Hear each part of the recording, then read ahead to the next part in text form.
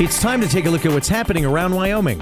From the Cowboy State Daily News Center, I'm Mac Watson. The feud between Governor Mark Gordon and Secretary of State Chuck Gray boiled over on Thursday when Gordon asked Gray, quote, "Do you want to step outside?" unquote, near the end of a Marathon Wyoming Board of Land Commissioners meeting in Douglas. Cowboy State Daily's David Madison reports friction between these two politicians isn't new. Governor Gordon expressed his displeasure with Secretary Gray by asking him if he'd like to step outside. Now, he said it with a very measured tone. Later, his spokesperson said he literally meant, "Do you want to step outside and discuss this further because I'm not understanding you?" Governor Gordon didn't seem to lose his temper. He just said it very bluntly, "Would you like to step outside?" And Secretary Gray, in a follow-up statement to Cowboy State Daily, he accused the governor of intimidation. The tense exchange capped an otherwise pleasant meeting that drew dozens of opponents to the Douglas Library, where residents delivered pointed testimony against the proposed wind project.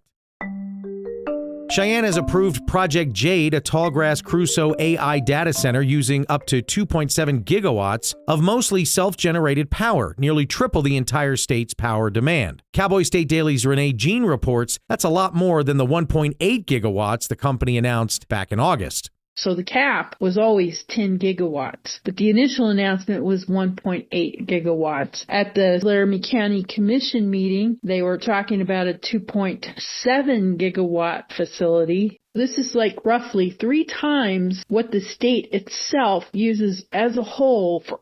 Now, at the time, that was the largest data center yet to announce plans for Wyoming. It received a lot of attention statewide because the facility would use almost twice as much power as the entire state.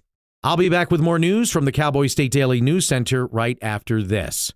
Here's a winter driving safety tip from WYDOT. Make sure your vehicle's in good working condition with proper tire inflation, fluids topped off, good wiper blades, and brake inspections. Carry emergency supplies in your vehicle like blankets, non-perishable food, and water, and slow down in bad winter weather. This reminder from WYDOT.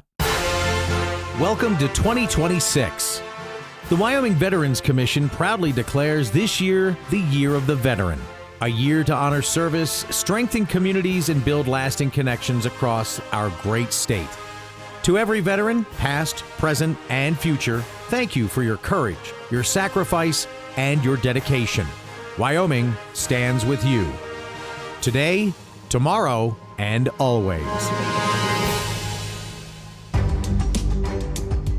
Cowboy State Daily News continues now. A state representative from Casper wants to keep people from being charged with drunk driving if they're drunk while riding a horse, mule, or donkey. Cowboy State Daily's Claire McFarland reports the bill made one defense attorney laugh and left prosecutors wondering if a specific case inspired it. It's a very Wyoming bill. It would specify that you can't be charged with DUI for drunkenly riding your horse. Now, I talked with Mike Vang of Laramie. He's a defense attorney who specializes in DUIs. He said, yeah, this is really interesting, and it may skirt some portions of like DUI implied consent for testing, but don't ride your horse to and from the bar because you still may face other charges, like if there's a public intoxication ordinance in place, or you may face the state charge of reckless endangering.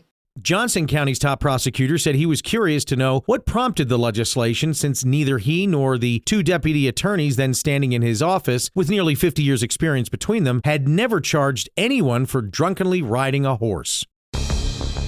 A proposed ordinance expanding administrative warrants to access people's property has upset some Cheyenne residents who say it crosses the line into government overreach. Cowboy State Daily's Scott Schwebke reports that fire and building officials say they need them to do post-fire safety inspections.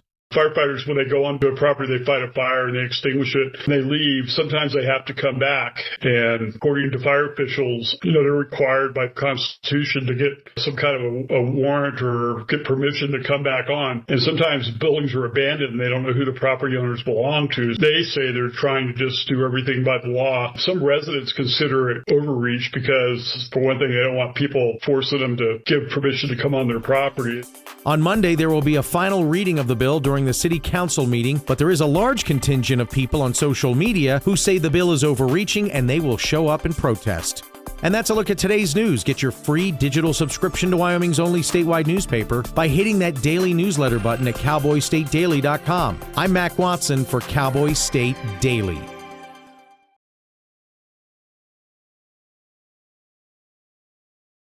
I do not have guns at home. I feel really safe and secure having a gun in the house. Judge, my opponent is completely disregarding almost half of my arguments which I responded to. Communities must step up Laws and alone protest cannot against this stop a normalization. bullet. Our community must educate and push back against all that violence. Every individual needs to be aware of what they can do to keep kids safe. I completely disagree. I'm not gonna listen to points that are completely ridiculous. Point of inquiry. Do you guys even realize that the #1 killer of children and teens are gun injuries? Why are we fighting about this?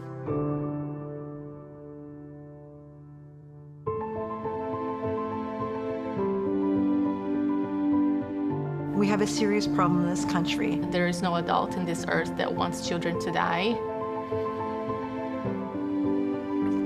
I worry for my kids.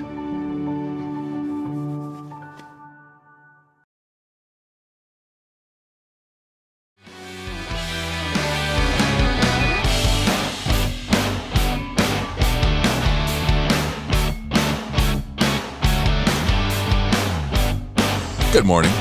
Good morning. Good morning, Wyoming and the world. Yes, it's Jeff with you on your Saturday morning. 6:06 on your Saturday, January 10th. Got my window open again. Pretty nice here in northeastern Wyoming. Let's check the temperature. Well, it's not. Depends on where you are in the world. If you're in Florida, you're like, that guy's crazy. It's 31 degrees in Sheridan. High is 47 today. It feels like it's 20. Ouch. 31 feels like it's 20. Well, when my window's open, the wind's not blowing in, so that's a good sign. Must not be windy right now. Nice and calm. Still kind of dark out. Let's see. When is the sun coming up this morning? Sunrise is at 7:44. So we got a little while. I didn't think we were getting on the air today. Yeah, we had a little hiccup. I reset my computer at like 5:55, which was probably too late to do it. But I reset my computer, and then when I hit start streaming, it wouldn't connect.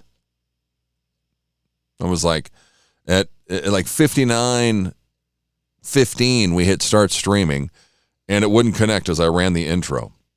So when you watch the replay, you're not gonna catch the intro of the show. What's that noise? Do you hear that? What's that noise? Is it outside? Is it in here? Is it my computer? What is it? I don't know. I don't know. Well, I'm back. Week 2 of the Saturday show. Give me a call, 307-620-8866. Let's check and see if our phone lines are working.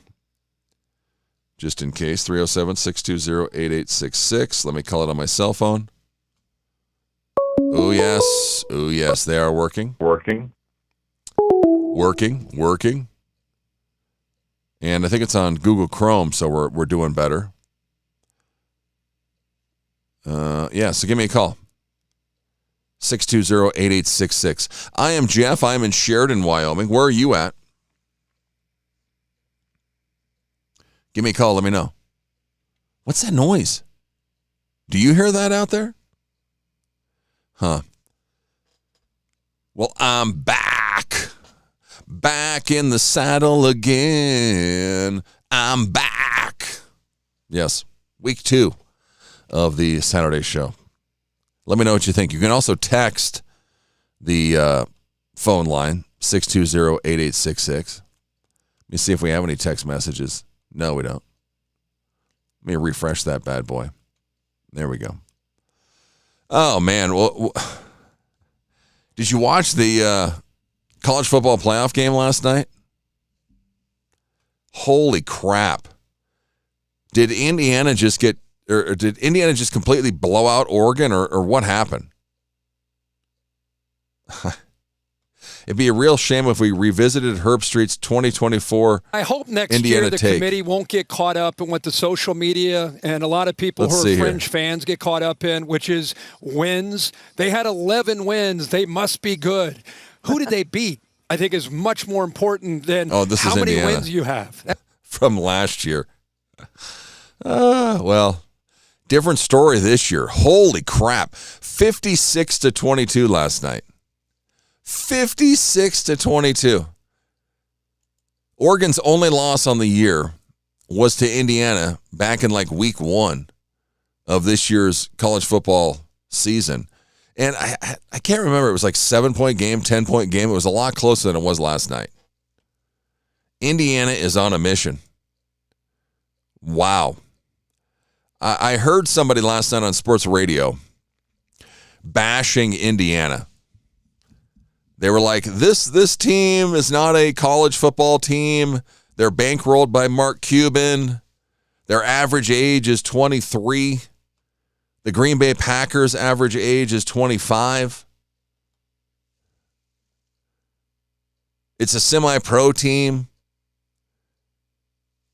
I mean, just going off about them. I mean, come on. Indiana was the worst team in college football, like winning percentage-wise, ever to start the year. They had the most losses than any college football team ever. And, yeah, they might be old, but last night during the broadcast, I heard Sean McDonough say that Indiana has only 8 4- or 5-star recruits. Oregon last night had like 55 or something crazy. It was insane. So, yeah, Indiana might be old, but it's not a bunch of, 4- or 5-star studs. These are all a bunch of guys that have come together and made one heck of a team. They are on a mission to win the whole damn thing. That's for sure. They are a very well-coached team. It's crazy what this team has done in 2 years. I'm a Wisconsin Badger fan. I lived in Wisconsin for a couple of years. My son was born in Wisconsin. So, it just pains me to watch these Big Ten teams dominate the last couple of years. Ohio State last year and then Indiana this year. It's funny that, where's the SEC? Where's the big boys? They're nowhere to be seen. The national championship, again, 2 years straight, no SEC teams. Last year it was Notre Dame and Ohio State. This year it's going to be Miami and Indiana.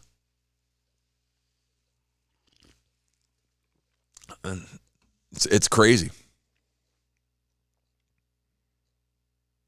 So it's kind of a feel-good story no matter how you spin it. If you're a college football fan or if you're a sports fan, you just kind of have to root for Indiana. You're just like, man, these guys have come from nowhere. They've been terrible forever. If they can win one, hey, great. I mean, this Mendoza guy, Francisco Mendoza, the quarterback for Indiana, he's incredible.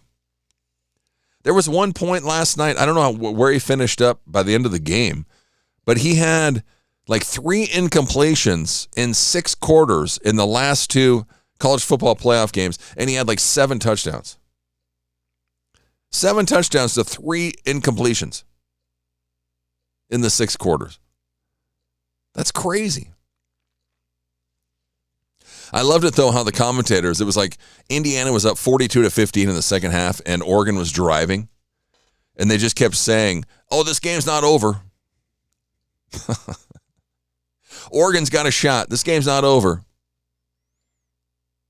Yeah. Whatever. Just trying to get you to keep watching. Keep the ratings up. But, man, Indiana just dominated.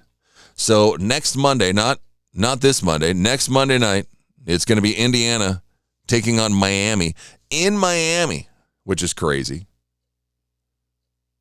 We looked, and the tickets for the national championship game, I think the cheapest ticket was $3,000. $3,000. That was before Indiana won last night. And last night, if you watched the game, it looked like an Indiana home game in Georgia at the Peach Bowl last night. The whole stadium was red. It was crazy. And Oregon is a team that travels very well. So what'd you think about the game? Give me a call, 307-620-8866. I'd love to talk to you about it. Get your take on it. It's Cowboy State Daily Show with Jeff. I am here in Sheridan, Wyoming. Where are you at? Give me a call. What do you got going on this weekend? Yesterday, I got to referee a couple junior varsity girls basketball games out at the Tongue River Community Center in Dayton. I love torturing myself. I worked out for 45 minutes yesterday. I was under the weather last week. If you watched last week's show, I was sitting here blowing my nose as my nose was just running like a faucet. And this week I'm feeling better. I'm still not 100%.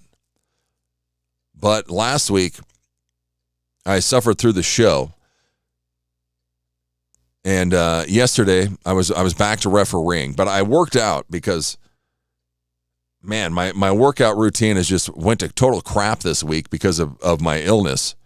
I didn't get enough workouts that I wanted to. I still have today and tomorrow to hit all my weekly goals. My weekly goals is to work out 5 days a week, to get at least 25 workouts in those 5 days. Which you're thinking, 25 workouts, what's this guy talking about? But if you know Peloton, every workout's like 10 minutes for strength and core.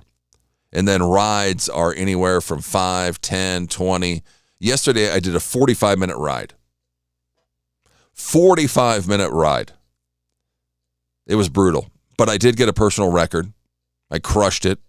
I did it with my girlfriend, Emma Lovewell. And it was glorious. But yeah, I did that in the morning, and then I went and refereed 2 games, which I was like, I probably shouldn't have done this. But I did it. I feel pretty good today. We'll see. So 5 days, 25 exercises, and 5 hours of working out every week.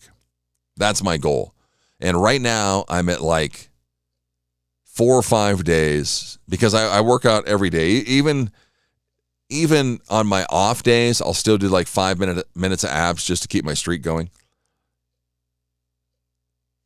So I'm at like 20 exercises, 3.5 hours, and 5 days right now with 2 days to go. So I've got some work to put in today and tomorrow. We'll see after the show if I go and work out or go and fall over and take a nap. That'll be the thing. That'll be the key. We've got a jam-packed music program for you today, which my wife will hate because she keeps telling me, you need to get guests from Wyoming. And I'm like, well, yeah, I'm trying to. But today we have I don't know what they're called, a horror rock band, Torchlight Parade. They're going to be on the show coming up next hour. And then the glam rock, boogie woogie rock band, the Midnight Devils, Sam Spade is going to be on the show. He's a character all in himself. He's in Omaha, Nebraska. They just got off an Australian tour. He's going to be coming up in the 8 o'clock hour. My brother, I think, is going to stop by coming up in the 9 o'clock hour. My daughter claims she's going to wake up this morning to talk about the finale of Stranger Things. What'd you think of the finale of Stranger Things? If you watched it, I've never watched 3 seconds of Stranger Things, so I have no clue. But yeah, she's going to talk about that. And then also Mike Burt. Mike is the drummer from the American powerhouse rock band Limberlost. Their latest album, Beautiful Scars, is out now. He's going to be coming up in the 9 o'clock hour, about 9:40 this morning. So we've got an entire rock band and then a couple of rock stars coming up in the 8 and 9 o'clock hour. So I have nothing until 7 o'clock, 7:06 or so. So if you want to give me a call, please do so. 307-620-8866. I don't know what happened to my coffee cup this morning. I just love that. My Steelers mug is MIA. I don't know if it's out in my truck, if I left it out there yesterday. I'm pretty sure. I was trying to think this morning. I was like, I'm pretty sure I brought that thing back in. But I couldn't find my coffee mug, so I have my substitute Jeff mug, which is just fine because it's got my name on it. But it just drives you crazy sometimes. You're like, where'd that go? I just had it. What happened to it? Where'd it go? Who knows? A few of you out there watching, you can also hop on YouTube. There's a chat room in YouTube. You can comment there about what you think about the show if you have a question for me. It's a beautiful morning here in Sheridan, Wyoming. Coming back, we'll talk about my cats, which neither one of them are in here right now. Kind of a funny story with my daughter and the cats. We'll talk about that. And hopefully take your phone calls. 307-620-8866 right after this. Hey, Wyoming, ready for news that actually feels like Wyoming? Tune into Cowboy State Daily Radio with heart, humor, and a little Western kick from ranch roads to mountain peaks. If it's happening here, you'll hear it here. No fluff, no filter, just the real deal. Real voices, real stories, real Wyoming. If it's happening here, you'll hear it here. Cowboy State Daily Radio, Wyoming's news, just the real deal. 100% homegrown. This is the Cowboy State Daily Radio Network. Hi. I'm your retirement fear. But don't be scared. You're still in pre-retirement. Does that mean I have more time to plan? Precisely. Here, this is pretirement.org. Retirement savings options? Potential tax breaks? Move. This isn't scary. I'm doing it. You got this. Visit thisispretirement.org for free resources to help you customize your action plan.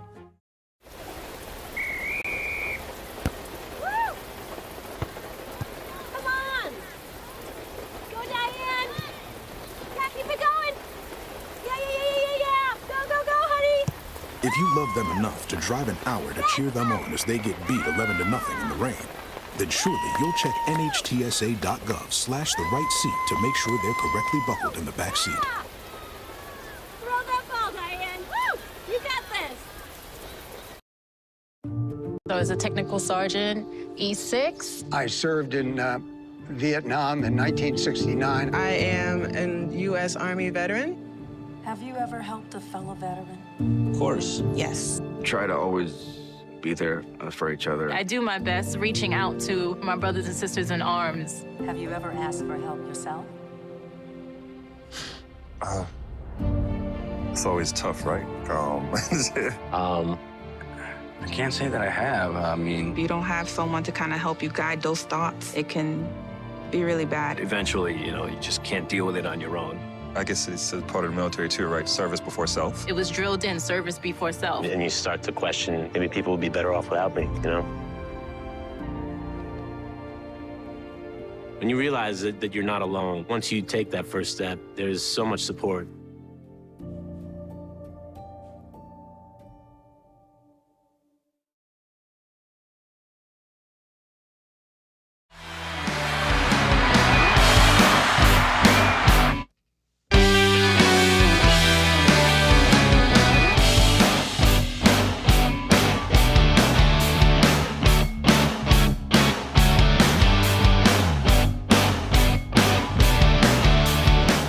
Welcome back, Cowboy State Daily with Jeff. Saturdays with Jeff right here. on CowboyStateDaily.com.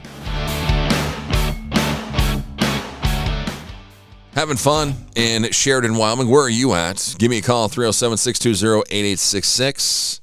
It's free. I'd love to interact with you. How's your week going? How did your week go? My browser might prevent calls from ringing. Okay. Somebody texted me. Oh, that was my brother last night. Okay, let me make sure my phone lines are working again.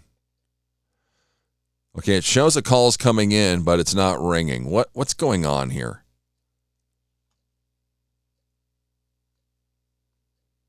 It just worked just fine. Come on. Now it's not ringing again. Why?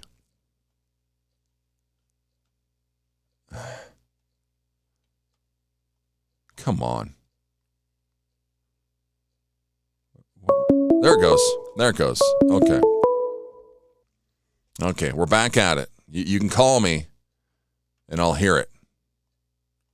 So please, give me a call, 307-620-8866. Please call me, please. Oh, my kid told me something crazy last night. That I told him that this Trinidad Chambliss, the quarterback for Ole Miss, got denied.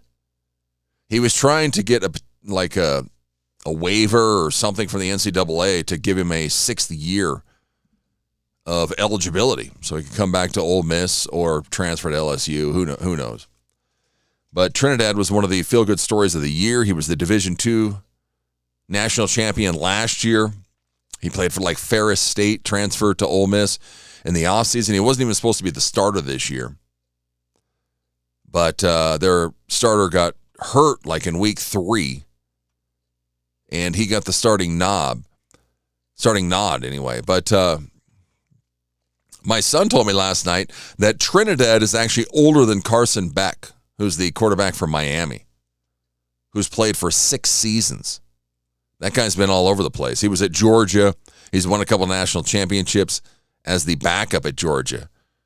He never played to win one of those national championships, but he will be playing next Monday night for Miami. But Trinidad is actually older than Carson Beck. Chambliss was born August 2nd, 2002. He's 23 years old. Beck's also 23 years old, but he was born November 19th, 2002. So they're both 23, but Chambliss is 3 months older. August, September, October. Yeah, so he's about 2.5, 3 months older. Crazy. I can't even fathom being born in the year 2000. In the year 2000. Man, I was born a hell of a lot longer than the year 2000. I'm feeling really old right now. But my daughter, I kind of teased it before we went to break. Let me see here. See if I can show you here. My cat Chunk, he's hanging out with me. He's actually sitting on the ground right now. Oh, big guy. What do you think, Chunk, man? What do you think, dude? There he is, looking at the camera. But that's our youngest cat. He's 2 or 3. I think he's 2. Let me get my camera back up here. But my daughter, she's home from college. She's getting ready to go back to school here tomorrow. She goes to Montana State. She loves the cats. The cats are her cats. She got one from a barn back 7 or 8 years ago. That's Sunny. That's our orange cat. And then when she turned 18, for some reason, we folded. And she was hanging out at the Sheridan Cat Rescue or whatever it's called here in town. I should know. But she fell in love with Chunk. So we've had him for 2.5 years now. But my daughter loves the cats. They're like her cats. But through the years, the cats have, realized who takes care of them. I feed the cats. I clean their litter box. I'm like the cat whisperer. It's really weird. There's something in me that cats love. But Sunny's the female. She's the older cat. She sits on my lap like all night. She hangs out with me all night. She has all the time. She loves me. I take care of her. I pet her. It's my daughter like torments the cats. She doesn't torment them. She loves them, but she picks them up. She kisses them all the time. She's just all up in them all the time. Me, totally different story. I don't ever pick up the cats. I pet them when they come to me. I never pick them up except to like move them. If they're on my computer, I'll move them. But they know. They know after a while who takes care of them, who feeds them, who cleans them.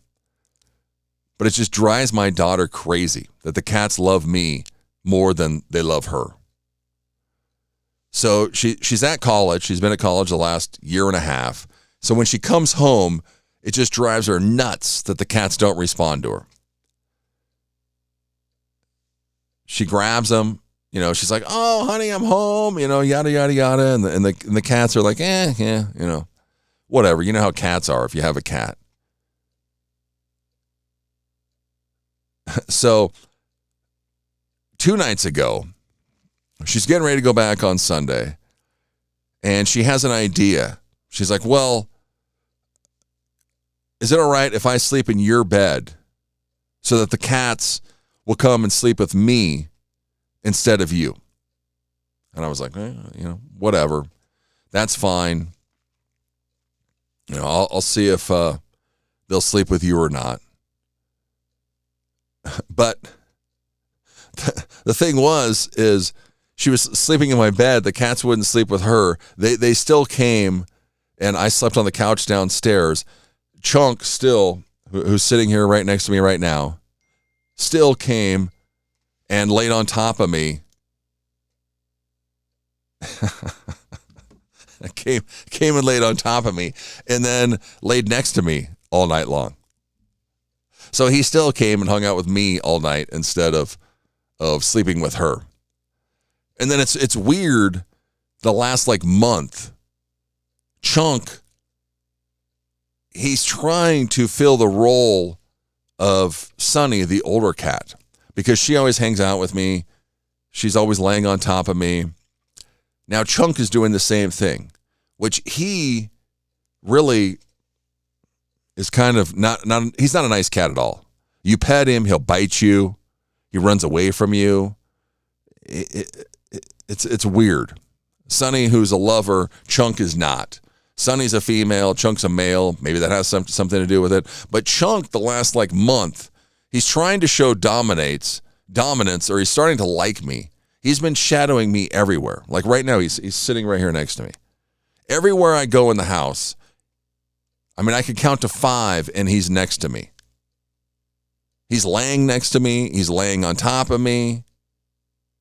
He's letting me pet him some more. It's weird. So I don't know what he's doing. I don't know if he's doing it because he's liking me more, or it's all like a ruse that he's trying to get back at Sunny and knocking her out of the picture. I don't get it. So we'll see. But it was funny yesterday morning, even my wife, excuse me, I got to take a drink here. Even my wife was like, well, sleeping in the bed didn't work. It's not the bed, it's you. The cat's just like you. I was like, yeah. I've been telling you guys that for months, for years. They know. They know who feeds them and who cleans their litter box. They're not idiots. But yeah, it's just, I don't know. I have something in me. Camino, who's listening, thanks, Camino, for listening. But he just texted me something that I can't read over the air. Well, maybe I could, because it's like in context with the cats. But yeah, I'm like the cat whisperer. When I was a kid, I had a calico cat named Freckles. I love that cat. That cat, it was the same way. The cat sat on my lap. The cat would sleep across my neck at night. I would wake up and the cat would be on my neck. She'd sleep on top of my head. I love that cat. But Freckles got bit by a dog and died one day at our house. My stepdad at the time, one of his friends came over and had like a Australian husky or some kind of dog, and the dog bit my cat and killed my cat. It was one of the worst days of my life when I was a kid. I was so upset. I love that cat.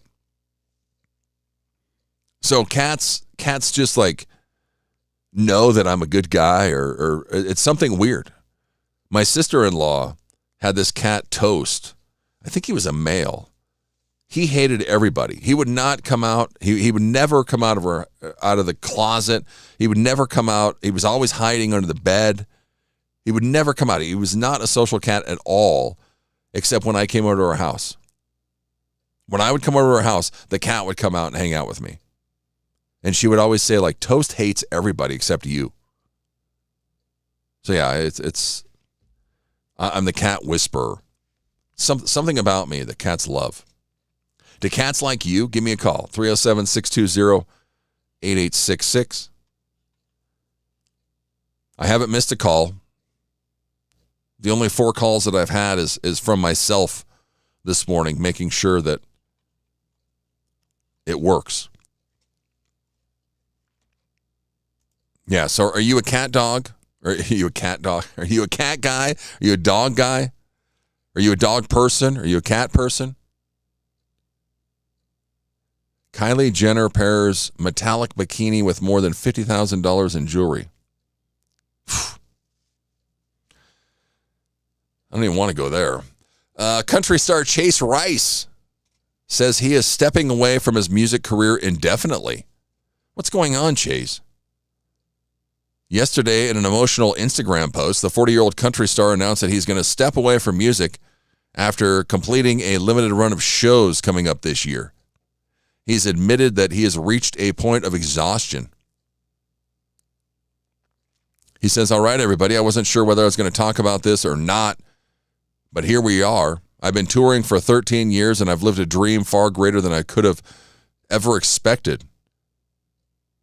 He did shut down any speculation that he's walking away for good. This isn't a goodbye thing or anything like that, although it may feel like that, but I'm exhausted, he said. He explained that the nonstop pace has dulled his connection to the stage and to the music that built his career. I haven't been able to be myself on stage in quite a while and really enjoy music, and why I got into it in the first place, he wrote. I love songs. I love living them, hearing stories from other people, and figuring out how to put life into music. After more than a decade of life on tour, buses, and backstage hallways, Rice said being on the road has taken an emotional and physical toll. So he's stepping away. I won't be touring this year, and it wasn't really even a decision. It was something that I know that I just have to do for myself, he said. He says a lot of artists do this all the time, but it's new for me, so it's kind of a big deal in my life. I'm exhausted. I'm tired of touring around and having a good time. I'm tired of entertaining everybody. I'm tired of making money. I'm tired of seeing all you thousands of people enjoying my music. So Chase Rice is stepping away after his limited run of tour dates. I've lived a very, very blessed life and a lot of things. Some things just fall in my way, which is awesome. He previously told Fox News Digital, at the end of the day, I've also worked extremely hard for many of those successes to come my way. So Chase Rice is going to be taking a bit of hiatus, taking some vacation time. Interesting. And now my computer doesn't want to work. Oh, technology. I rebooted last night because of this same thing. Let's see. Do we have some people watching the show? Yes, we do. Few people out there. Give me a call, 307-620-8866. Is Marshall listening? Max fan? Is he listening to the Saturday show? That's what I wonder. Does he listen just Monday through Friday, or does he also listen to me on Saturday? Give me a call or send me a text message. You can also text the line, 307-620-8866. There, my page finally reset. Well, not really.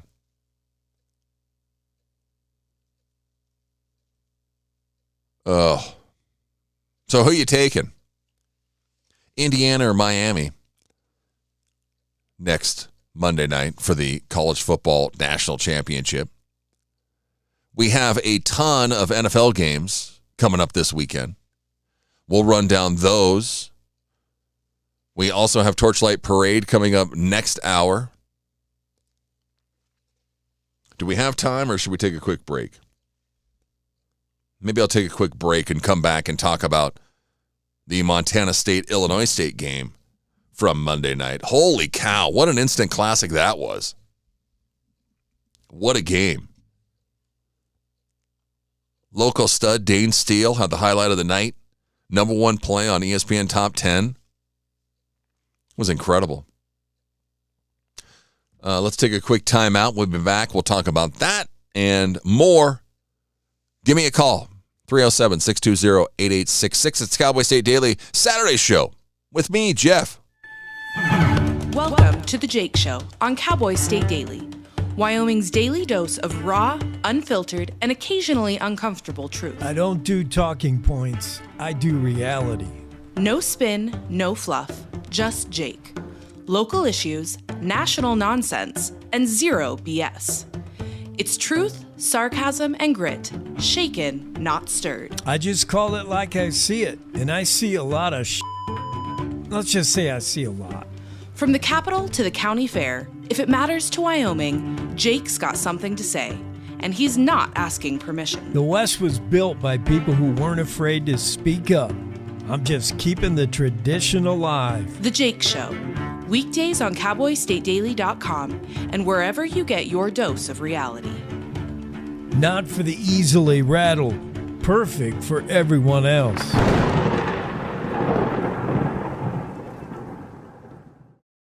You're listening to the Cowboy State Daily Radio Network.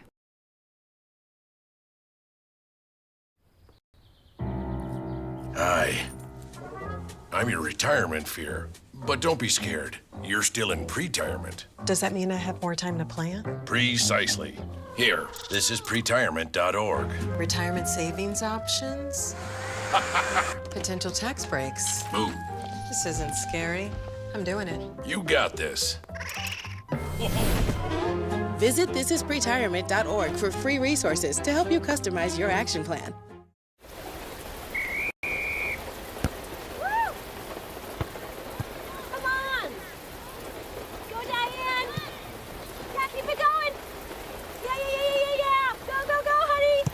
If you love them enough to drive an hour to cheer them on as they get beat 11-0 in the rain, then surely you'll check NHTSA.gov/the-right seat to make sure they're correctly buckled in the back seat. Throw that ball, Diane. Woo! You got this. So as a technical sergeant, E6. I served in Vietnam in 1969. I am a U.S. Army veteran. Have you ever helped a fellow veteran? Of course. Yes. Try to always be there for each other. I do my best reaching out to my brothers and sisters in arms. Have you ever asked for help yourself? It's always tough, right? I can't say that I have. I mean, If you don't have someone to kind of help you guide those thoughts, it can be really bad. Eventually, you just can't deal with it on your own. I guess it's a part of the military too, right? Service before self. It was drilled in, service before self. And you start to question, maybe people would be better off without me, When you realize that you're not alone, once you take that first step, there's so much support.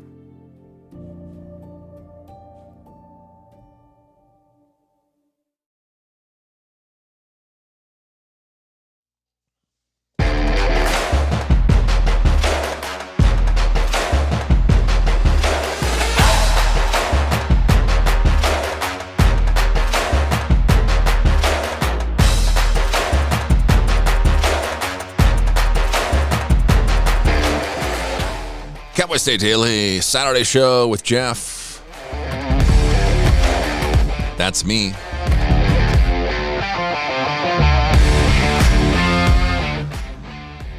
My thing likes playing multiple music at the same time. Yeah. Give me a call, 307-620-8866. No one's tried to call yet, or it's not ringing. You can also text that number, 307-620-8866. Is anybody out there? Is anybody out there? Is Ira listening to the show? My buddy Ira out in Buffalo, Wyoming. Ira, if you're out there, give me a call. 307-620-8866. It's a Buffalo number. He's in Buffalo. Did you watch the Montana State, Illinois State game on Monday night? Holy cow. Montana State won it in overtime. What a game. Montana State was winning the entire game. Illinois State would not, give up. It was just a great game. Illinois State came back. Montana State would score like in a minute every time they got the ball. Illinois State, it would take them, like 12 minutes. Oh, somebody's calling. Good morning. You're on Cowboy State Daily with Jeff. Hey, man. How's it going? Hey, it's Camino. How's it going? I'm good. Can you hear me? I can hear you. Can you hear me? Yeah. Nice. What's going on? Yeah. Oh, not much. Having some coffee. Hey, did you see this story about the drunk driving horses? That you can't get a DUI on a horse. Well, I heard that Mac was talking about that in the news. What the heck is that, dude? And did you see who sponsored it? No. Julie Jarvis. No way. Born and raised in Buffalo. Shout out to Julie. Shout out to Julie. She's doing good work. She's like a House representative or something in Natrona County, I think. Yeah. I don't know. I read something that she sponsored it, or I don't know even what that means. But anyway, hopefully that passes. I was telling everybody that I want to see just horses lined up at the Century Club fair and rodeo. Well, exactly. Now you just, instead of driving, just bring your horse, and you're all right. I think that's just classic, man. Oh, shoot. That would be hilarious. There's just like 50 horses lined up at the Century Club. Yeah. Don't worry, officer. I'm not driving. I'm riding my horse back home. Everybody in the parade on their horses will be, they'll have their saddlebags full of cases of beer. Exactly. Just have a 30-pack of Busch Light in your saddlebag. It's legal. I mean, well, I guess if you're on a horse, as long as the horse is sober, it can guide you in the right direction. When you're on a bike or something, you still have to control it. Yeah, I mean, there's no harm going to happen. Not to anybody else. No. I mean, you might break your neck, but yeah, you might topple over on the side of the horse when you're hammered. I just thought it was really funny. I don't know. You gotta love Wyoming politics. Yeah, exactly. Governor Gordon's telling Chuck Gray, "You want to step outside?" And they're voting for drunk driving horses. It's awesome. Well, yeah, and then did you see the spin on that? That they were like, oh, well, he wasn't trying to say let's step outside to start a fight. He was just saying, oh, let's step outside to talk more about this. Yeah, right. Oh, come on. Yeah, just own it. Yeah. Yeah. Just like everything You know else. Gordon wants to punch him right in the throat. You know he does. Those two are always battling. Those two can't stand each other. Yeah, I mean. No, yeah. I mean, we know what's going I'm on Gordon's side. Yeah. Not just because he's from Buffalo. Just because I can't stand Chuck Gray. Yeah. But there you go. That's crazy. What do you got going on this weekend? Anything exciting?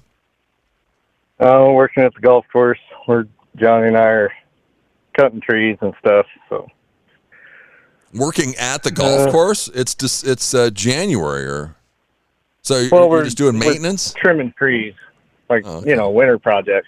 Yeah. Yeah.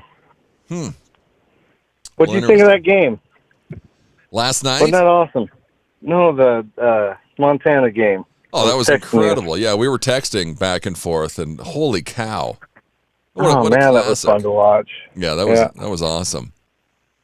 I saw the ratings that there was like 3 million people that watched it. So that was awesome. Oh, really? Oh. Yeah. Yeah, I know last night's game probably got 20 million, but for FCS on a Monday night when nothing else was going on, and a great game. So anybody that tuned in enjoyed it, that's for sure. But so everybody in Montana, Wyoming, and Illinois. No, yeah, Illinois has got more than that. Yeah. All 2 million of us in Montana, Wyoming, and half of Illinois shoot. watched it. But yeah, just an incredible game. I mean, that's good for Montana State. I mean, they haven't won since '84. So. It's been there, what, 3 times, 4 times now, or something? Well, yeah, and they've been there 3 times in the last 5 years. Yeah. So it was good. Finally didn't have North Dakota, so yeah, it was fun. Yeah, great game. Awesome ending. Goes to overtime. Yeah. This guy that was I was at the Outback that night, and this guy that was there, he was a hoot. Oh my gosh, he had me rolling. It probably wouldn't even been entertaining, but it was fun. Yeah. What was he going for, Montana State, or what was he doing? Oh yeah. Yeah. He was, come on, you Montana Bob Blankies, and he was getting ticked off. I was texting you some of those. I was stealing his lines, but yeah, it was fun. Yeah, that makes it even better. So. Totally. When they threw that touchdown pass, there's 2 of us in the bar and a bartender, and us 2 were running around hugging and high-fiving. So yeah. Yeah, sports, they bring everybody together. Yep. So that's good. Who's going to win, Indiana or Miami? Well, I'm hoping Indiana. I really don't know, but I'm hoping Indiana. Yeah. Yeah, see, everyone's on the Indiana train because it's just it's a feel-good story when you've been awful forever. Yes, yeah. And we're all tired of the powerhouse schools, I think, Oh, it's great. Time for a mix-up. Yeah, it's great that there's not one SEC team in the championship again. Right. It used to be just somebody please beat Alabama. Yeah. And now it's, at least there's some different flavor. Yeah. So. It's awesome. Well, right on. Well, don't, we're not getting in like a crane or climbing trees, or this is all from the ground? No. Or? Yeah, I'll be on the ground. Okay. So, yeah. Well, that's good. Well, good luck. Kind of windy. Trimming your trees. Yeah. Thanks, man. So. Good to talk to you. All righty. Take her easy. Later. There's Camino. Yeah, we were texting back and forth during the Montana State game on Monday night. Here is local product Dane Steele with his highlight of the night. This was insane. Did you see this play? And saving those timeouts, they got to the line quickly, got the ball snapped. Lamson throws, a missed tackle, turn upfield, a hurdle inside the 10, and diving for the end zone. Touchdown! Dane Steele!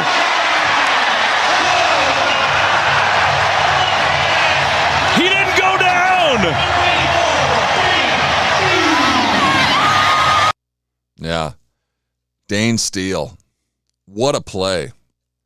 What a highlight. The local product from right here in Sheridan, Wyoming. He graduated with my daughter. Good kid. But, yeah, took the pass from Lamson, hurdled the defender, and scored a touchdown. I think that put him up like 21-7, or they were well in control at that point. But then Illinois State, they just would not go away.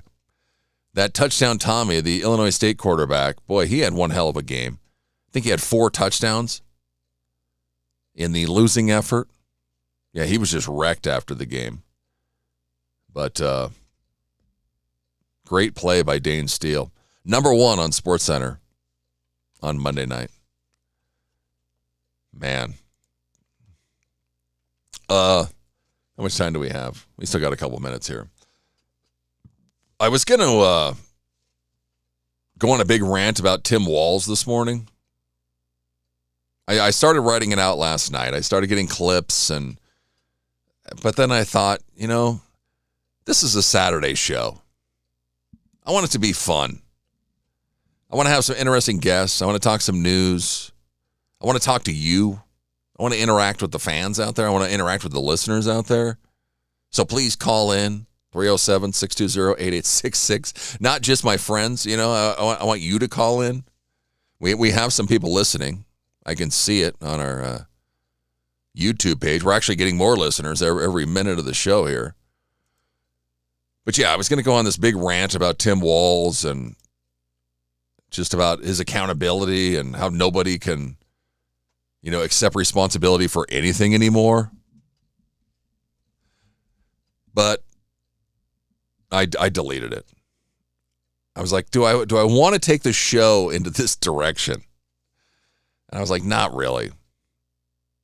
Let this be our show. Not. I mean, if you want to talk politics, you can call in. I'll talk politics. But I don't want it to be the main focus of the show. We hear it all week long. You can hear it on 50 other stations. I just don't want to get wrapped up into it because it's so polarizing from one side to the other. If you don't like my view, then you're going to hate my guts. If you like my view, then you'll probably like me. But I don't know. And I don't really, even on my other shows, when I talked politics, I'm not going to go one way or the other. I kind of try and keep it in the middle of the road. I'll tell you my opinion, which could be pro your side or against your side, and then the next day I'll talk pro for your side, or it's just, I just like to tell it how it is, or what I think anyway. But and I'll play some clips no matter what, because I like to bring your attention to some things, whether it's good or bad, just to show you sometimes what's out there. But yeah, I was like, I don't know if I want to go there, because we could sit here and we could talk politics for 4 hours. I could sit here and rant about Tim Walz for 4 hours. Easily after this week. But, I mean, my Twitter feed alone, I could just play stuff off that. It's insanity. But, man, Minnesota.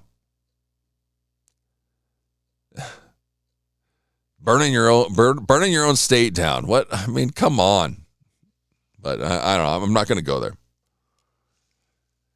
But yeah, let's this be our show. It's a Saturday show. It should be a fun show, right? It should be kind of like a lighthearted show. We'll have some cool guests, some unique guests. We'll have some comedians on, some musicians on. I did put in a request. I told my buddy Green over in Buffalo, we're going to go see the Kitchen Dwellers here in a couple weeks in Billings. They're a bluegrass band out of Bozeman, Montana. I put a request in to have those guys on the show. They're going to be on the show here in the next week or two before the show at the pub station. I think that show is January 29th, if I'm right. But yeah, let's just have 4 hours of a bit of an escape on Saturday mornings. Let's expand our views, your listening horizons. Learn something. Enjoy your 4 hours. You know, tell your friends to give us a listen. We're streaming on YouTube. We have over 22,000 subscribers on YouTube. We have over 193 subscribers or 193 followers on Facebook. 193,000. That's insanity. We have over 100,000 on our newsletter. Oh, crap. It's the top of the hour. It's already past the top of the hour. I'm way behind. Have guns at home. Stop. It's time to take a look at what's happening around Wyoming. From the Cowboy State Daily News Center, I'm Mac Watson. The proposed 2-gigawatt Seminole generating station near Rawlins would pair natural gas and wind power to boost Wyoming's energy supply. Cowboy State Daily's Kate Meadows reports the project aims to cut water use by up to 95% and reduce emissions while creating hundreds of jobs. Water usage in the West is a critical issue. We have the Power Company of Wyoming saying we're bringing in this project that's going to create all these jobs, and we still need water for this project, although we're going to be reducing the water usage by over 90%, which sounds good, and that was enticing to the Carbon County commissioners. However, one of the commissioners, who's also a rancher, expressed concern over the 320 acre feet of annual consumption that this project will entail. Touted as one of the most widely used and reliable forms of large-scale renewable energy storage, pumped hydro relies on gravity and water rather than chemicals. The teen who did not pull the trigger on the compound bow that killed his autistic friend last February, but who did conspire to that end and watch the killing, was sentenced on Thursday. Cowboy State Daily's Claire McFarland reports Orion Schlesinger was sentenced to between 54 years and life in prison. So for second-degree murder, you can get 20 to life. The prosecutor and the defense attorney came to this agreement after months of defense and mental illness plea and evaluations. They ultimately came to decide, okay, 54 is the bottom number, life is the top number, he's eligible for parole. 19-year-old Schlesinger was also ordered to pay $4,431.50 in restitution, one half of the funeral costs for his victim Dakota Farley, 23 years old, and of the wages Dakota Farley's father Ray lost by attending court proceedings. I'll be back with more news from the Cowboy State Daily News Center right after this. Here's a winter driving safety tip from WYDOT. Make sure your vehicle's in good working condition with proper tire inflation, fluids topped off, good wiper blades, and brake inspections. Carry emergency supplies in your vehicle like blankets, non-perishable food, and water, and slow down in bad winter weather. This reminder from WYDOT. Welcome to 2026. The Wyoming Veterans Commission proudly declares this year the Year of the Veteran. A year to honor service, strengthen communities, and build lasting connections across our great state. To every veteran, past, present, and future, thank you for your courage, your sacrifice, and your dedication. Wyoming stands with you. Today, tomorrow, and always. Cowboy State Daily News continues now. Wyoming cattle ranchers are applauding the new federal dietary guidelines that prioritize protein like red meat and real foods over processed options. Cowboy State Daily's Kate Meadows reports that ranchers are applauding the newly released guidelines. Wyoming ranchers are excited about the new dietary guidelines that were announced this week. The Department of Agriculture and the Health and Human Services aim to bring back to the American diet protein, fruits, and vegetables, and also deter Americans from highly processed foods. One rancher I talked to said, "We already raise a wholesome, non-processed product." On Wednesday, the federal government released new national dietary guidelines that tilted more heavily toward eating more protein, marking the most significant reset of federal nutrition policy in decades, so federal officials said in a statement. Some people are livid over the inclusion of President Donald Trump's picture on the 2026 America the Beautiful National Park Annual Pass. Cowboy State Daily's Mark Hines reports that they've put stickers over the president's image, which invalidates the passes. I talked to a Democratic Wyomingite and I talked to a Republican Wyomingite, and the Democrat basically said, yeah, I mean, this is just Trump being a huge egomaniac. He wants his picture and his name everywhere. Why are we doing this? There's no need for it. And then the Republican said, no, this is cool. It's appropriate. You have the nation's first president. You have the nation's current president, 250 years of America. So depending on how you want to look at it, nationwide, there's been some people that are so upset about it, they started putting stickers over Trump's face, but the government, the Department of Interior, said, no, if you do that, you basically rendered the pass void. Some Trump detractors have turned to making plastic covers for the roughly credit card-sized passes, which hide Trump's face without altering the passes themselves. And that's today's news. Get your free digital subscription to Wyoming's only statewide newspaper by hitting that daily newsletter button at cowboystatedaily.com. I'm Mac Watson for Cowboy State Daily. No young person should ever have to worry about having a safe place to sleep at night, or a warm meal to eat, or whether anyone cares about them. But the reality is, 1 in 10 young adults will experience a form of homelessness this year. But the good news is, there's an organization making a big difference. Covenant House. For over 50 years, Covenant House has been helping youth in crisis and giving them the support and the tools they need to succeed in life. I have no words to express how Covenant House changed my life. They just really genuinely just wanted to help me succeed, and I'm succeeding. When youth who are experiencing homelessness have a hot meal, a safe place to sleep, and love, most of all love, they can overcome heartbreaking challenges, and their lives are transformed. Covenant House is changing the lives of young people in cities across America. To learn more, go to covenanthouse.org today. Thank you for caring.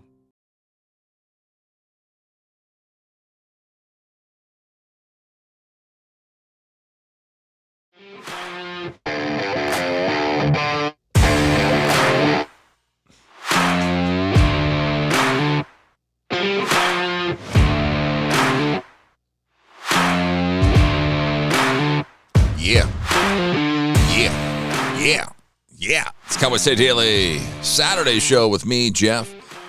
Hanging out here in Sheridan, Wyoming with Chunk the Cat. He's back in the window. Windows open. It's pretty nice out here. Well, nice considering for Wyoming. If you're listening to me in Florida, you're going, this guy's crazy.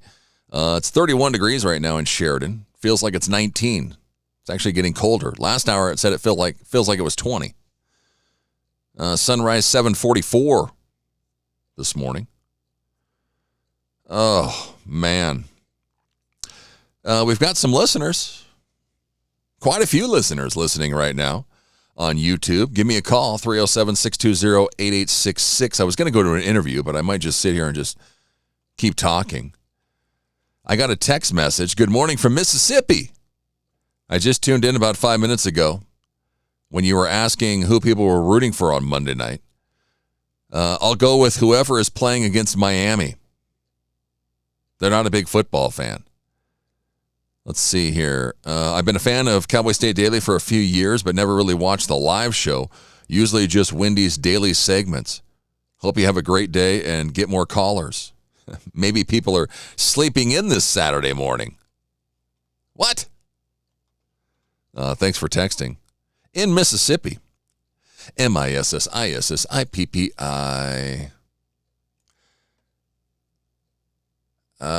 Yeah, I kept singing this week. It was stuck in my head at the beginning of the week.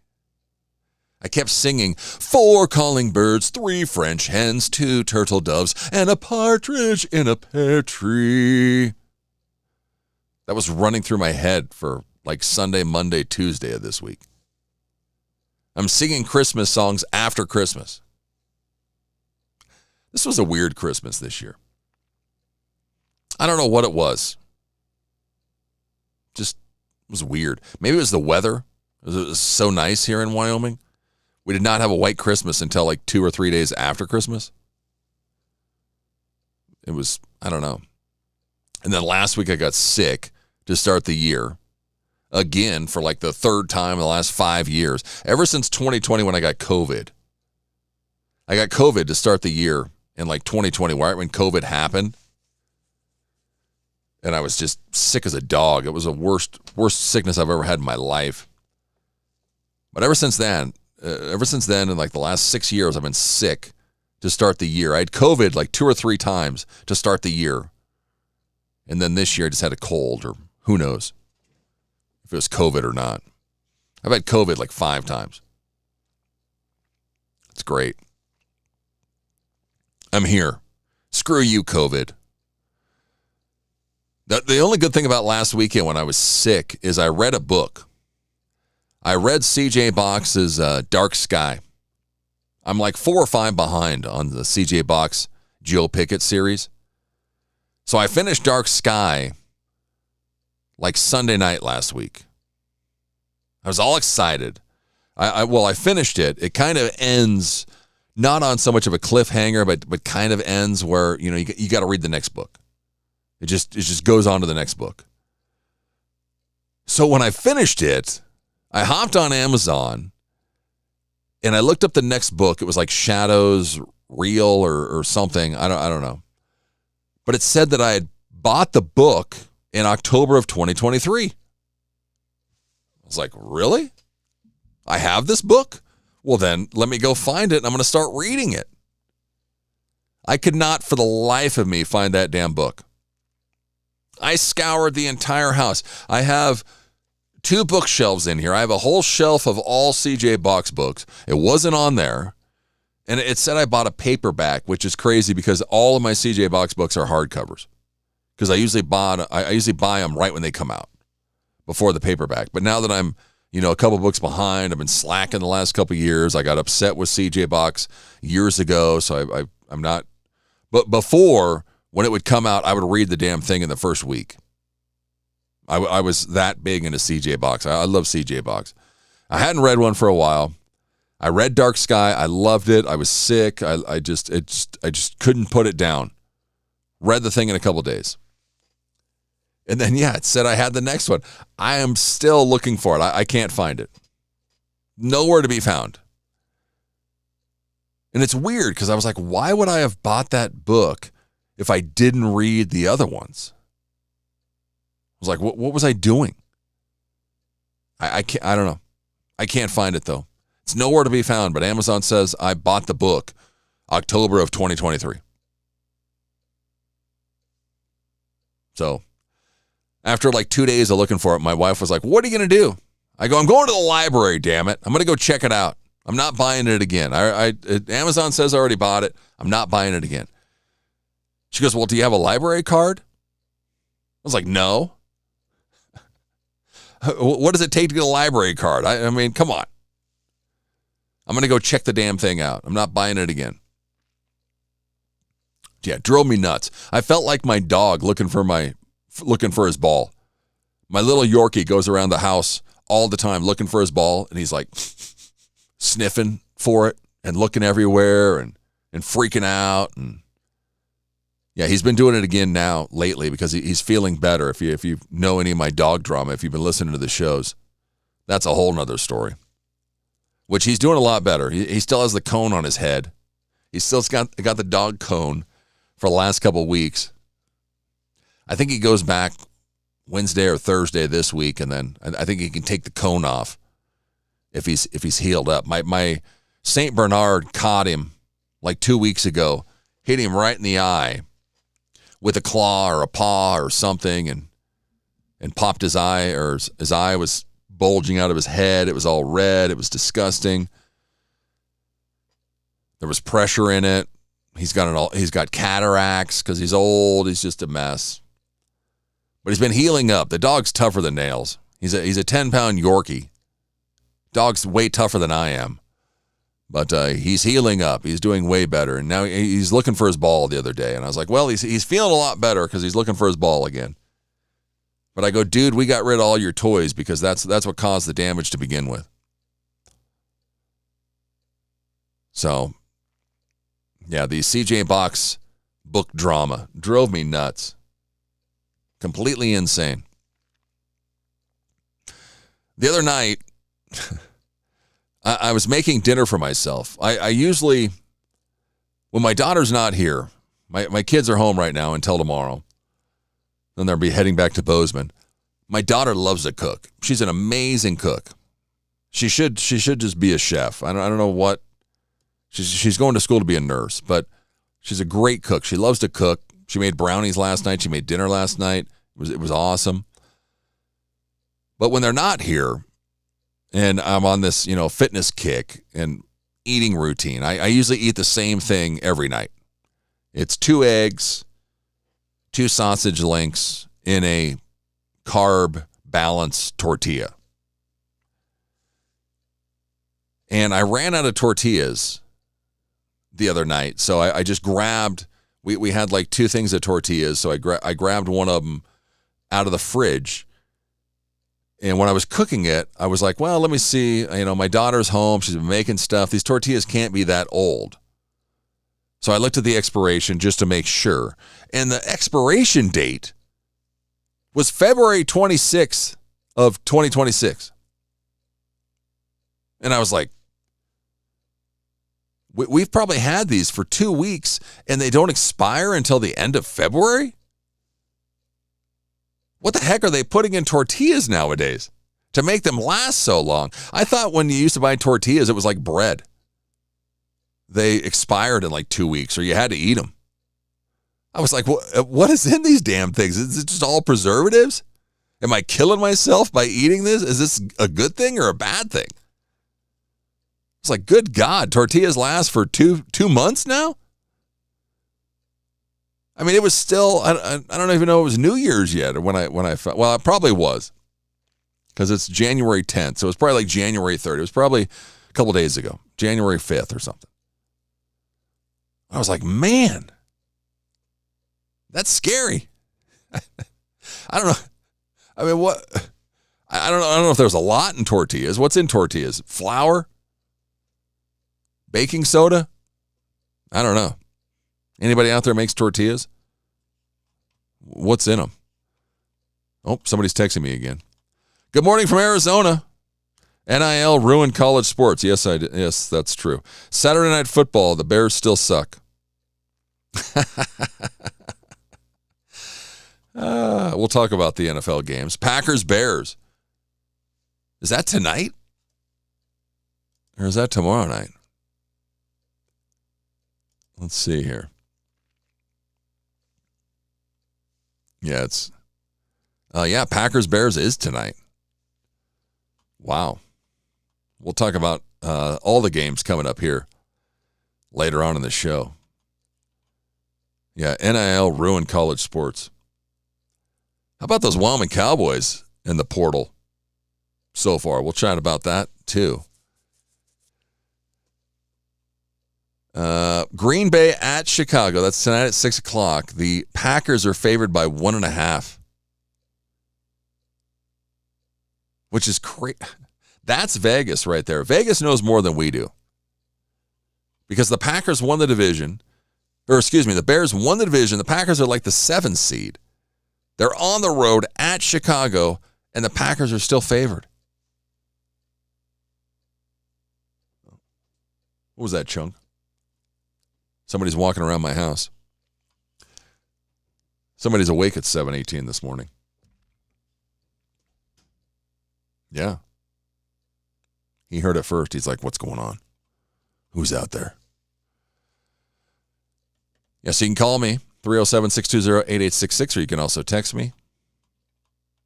Minnesota and Arizona. We got some people out there listening. Let's check the YouTube stream. Let's click live. Yeah, still got some people out there listening. Haven't lost you yet. We're going to go to an interview with Torchlight Parade coming up here in a few minutes after the break. And also, we've got Sam Spade from the Midnight Devils coming up next hour. Mike from Limberlost, the drummer from Limberlost. Their brand new album, Beautiful Scars, is out. He's coming up in the 9 o'clock hour. My brother might be stopping by this morning. My daughter said she was going to get up and give us a rundown on Stranger Things, what she thought of the finale. The first 2026 Toadies show announcement. Remember Toadies? I love Toadies. Crawfish Music Festival, April 17th to the 19th, 2026. Where is this at? Biloxi, Mississippi. The Crawfish Music Festival. Interesting. Let me see what else is on the rundown. Yeah, my daughter also thinks there's going to be another episode of Stranger Things. If you go on Netflix and search fake ending, let me see if that's still the case here. If you go on Netflix, search fake ending, on the search bar, Stranger Things comes up. There was a rumor that, let's see here, fake ending. Top results, yeah, Stranger Things. Well, now a bunch of things come up. So I don't know if that holds any weight or not.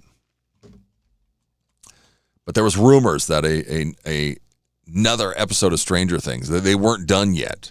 There was going to be another finale coming out. So she was all excited. I was like, that's all people talking. That's BS. We love to drink alcohol here in Wyoming. And Dr. Oz, the administrator for the Centers of Medicare and Medicaid Services, explained the new federal guidelines for alcohol use. He said that alcohol should be used in moderation, saying the takeaway should be don't have it for breakfast. Okay? Drink all you want, just don't drink it for breakfast. Oz said federal officials are recommending moderation rather than abstinence because booze facilitates social relationships, which can have beneficial health effects. Alcohol is a social lubricant that brings people together. In the best case scenario, I don't think you should drink alcohol, but it does allow people to an excuse to bond and socialize. And there's probably nothing healthier than having a good time with friends in a safe way, Oz said. The new guidelines only briefly address alcohol, urging readers to consume less alcohol for better health and to abstain if pregnant, using certain medications, or experiencing or having a familiar history. Probably like a family history of addiction. The guidance revises prior calls for limiting alcohol to 1 drink per day for women and 2 drinks for men. Now he's saying just drink all you want. It's great to socialize. Just don't drink it for breakfast. President Biden's Surgeon General previously called for alcohol to carry a warning label, claiming drinking increased the risk for at least 7 types of cancer, including breast, colon, and liver. Alcohol use is linked to the development of many types of cancer, even with moderate use, and heavy drinking is well known to impact the heart and liver. Well, not now. Not for Dr. Oz. He's saying it's great for you. Ooh, somebody's rubbing against my leg. Sonny's here. What do you think about the new alcohol guidelines? Moderate to heavy drinkers are between 1 to 1.5 times more likely to develop colorectal cancer. Ugh. And heavy drinkers are twice as likely to develop liver cancer, according to the Cancer Institute. Let's see here. There is alcohol on these dietary guidelines, but the implication is don't have it for breakfast. Oz said, again, in small amounts. The general move away from 2 glasses for men and 1 glass for women, there was never really good data to support that quantity of alcohol consumption. Okay? Just like everything anymore. Do whatever you want. Just don't do it in excess. 7:24, I better go to a break. Do you have one of these bird feeders with a camera? Have you seen these things? We'll talk about them next. JB Hunt now has CDLA truck driving jobs in the Cheyenne area, and they're hiring Class A drivers for a local dedicated route. Drivers can make $78,000 a year and be home every night. Plus, medical benefits after 30 days on the job, also earning paid time off on your first day, and enjoy other perks like a company-matched 401k. As a company founded by a truck driver, JB Hunt is driven for you. So head to drivejbhunt.com to see the JB Hunt difference. That's drivejbhunt.com. This is the Cowboy State Daily Radio Network.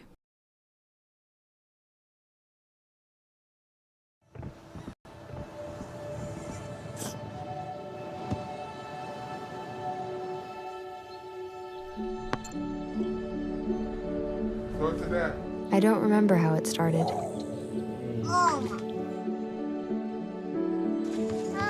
Our back and forth. Victory. Fumble. Repeat. It always came back.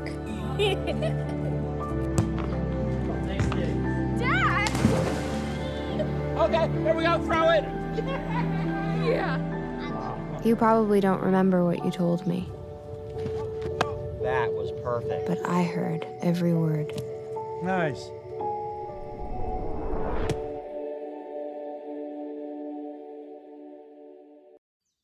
Jason, let's go see your room.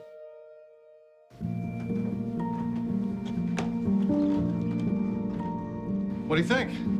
We kept it a little spare, so you can decorate it how you like.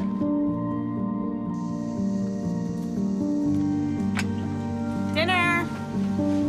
Go? Excellent. Soccer is fun. Yeah, I saw you guys out there.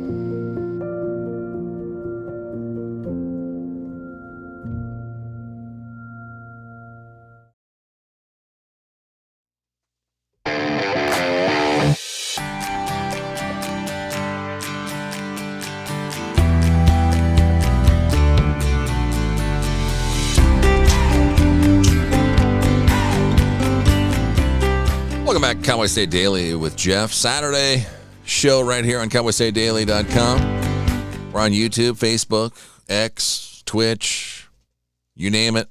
We're on it. Give me a call, 307-620-8866. I got a text message. When is the Cowboy State Daily Morning Video News returning? It was claimed to be returning January 1st, but didn't happen.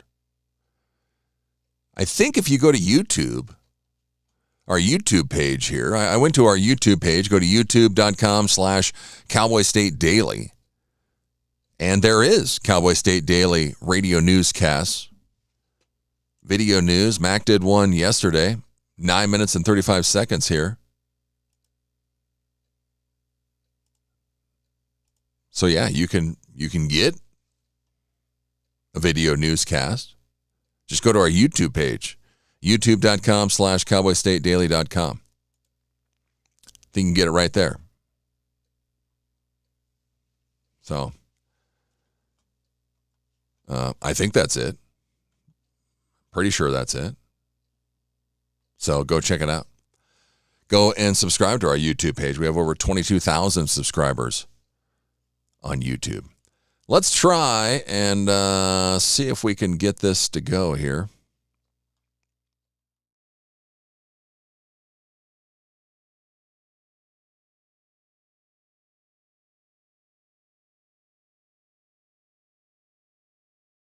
We're heading to St. Louis to chat with hard rock band Torchlight Parade, known for their theatrical life and death persona, inspired by their funeral home occupations. The lineup includes a father, a son, an uncle, a brother.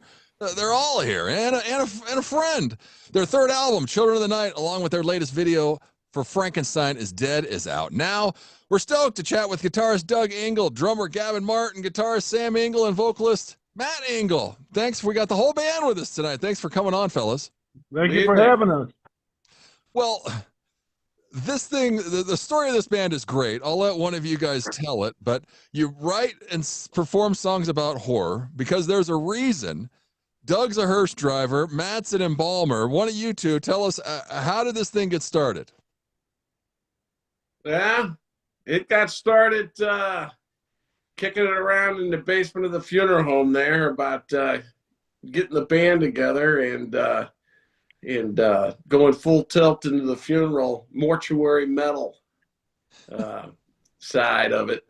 And it's just kind of fitting for both of us. You know, we both do that, and why shouldn't we write and sing about death? You know, this is where we're at and what we're standing on. So it just worked out good.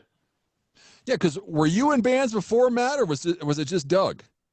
No, it was my brother's been in another band he had, the Torchlight Parade. When it came to be first time for me and in a band and my brother. So we started it from the ground up. We both kind of got it, came together and started Torchlight Parade. Yeah. Well, because it's the two of you and now the two younger guys. Who was in it when you guys first started? When we first started, we've had several members throughout when we started it up. We had Larry. He was we had like Chris Stout originally was a bass player, and we had Dylan Highland was our drummer, and let's see, Chris, he played bass, and then he had left, and then Greg had come on, and also Larry had come on, and then we got then Greg left, and then we got let's see, we got Ivan on the drums, and so it was a revolving door. Is pretty much what you were saying. Yeah, there's a lot, getting everybody. I know it gets. I'm trying to remember it all. That was a weird question you brought to and I didn't expect it. Going through all the names, but where it is now is my nephew and my brother's son there, Sammy. He plays bass, and his best friend Gavin, and he plays the drums, and they're both 17. And they've been playing since they were just children, and children of the night. So they come on board, and now 3/4 of it is family. We all just fit, and we're better than we've ever been.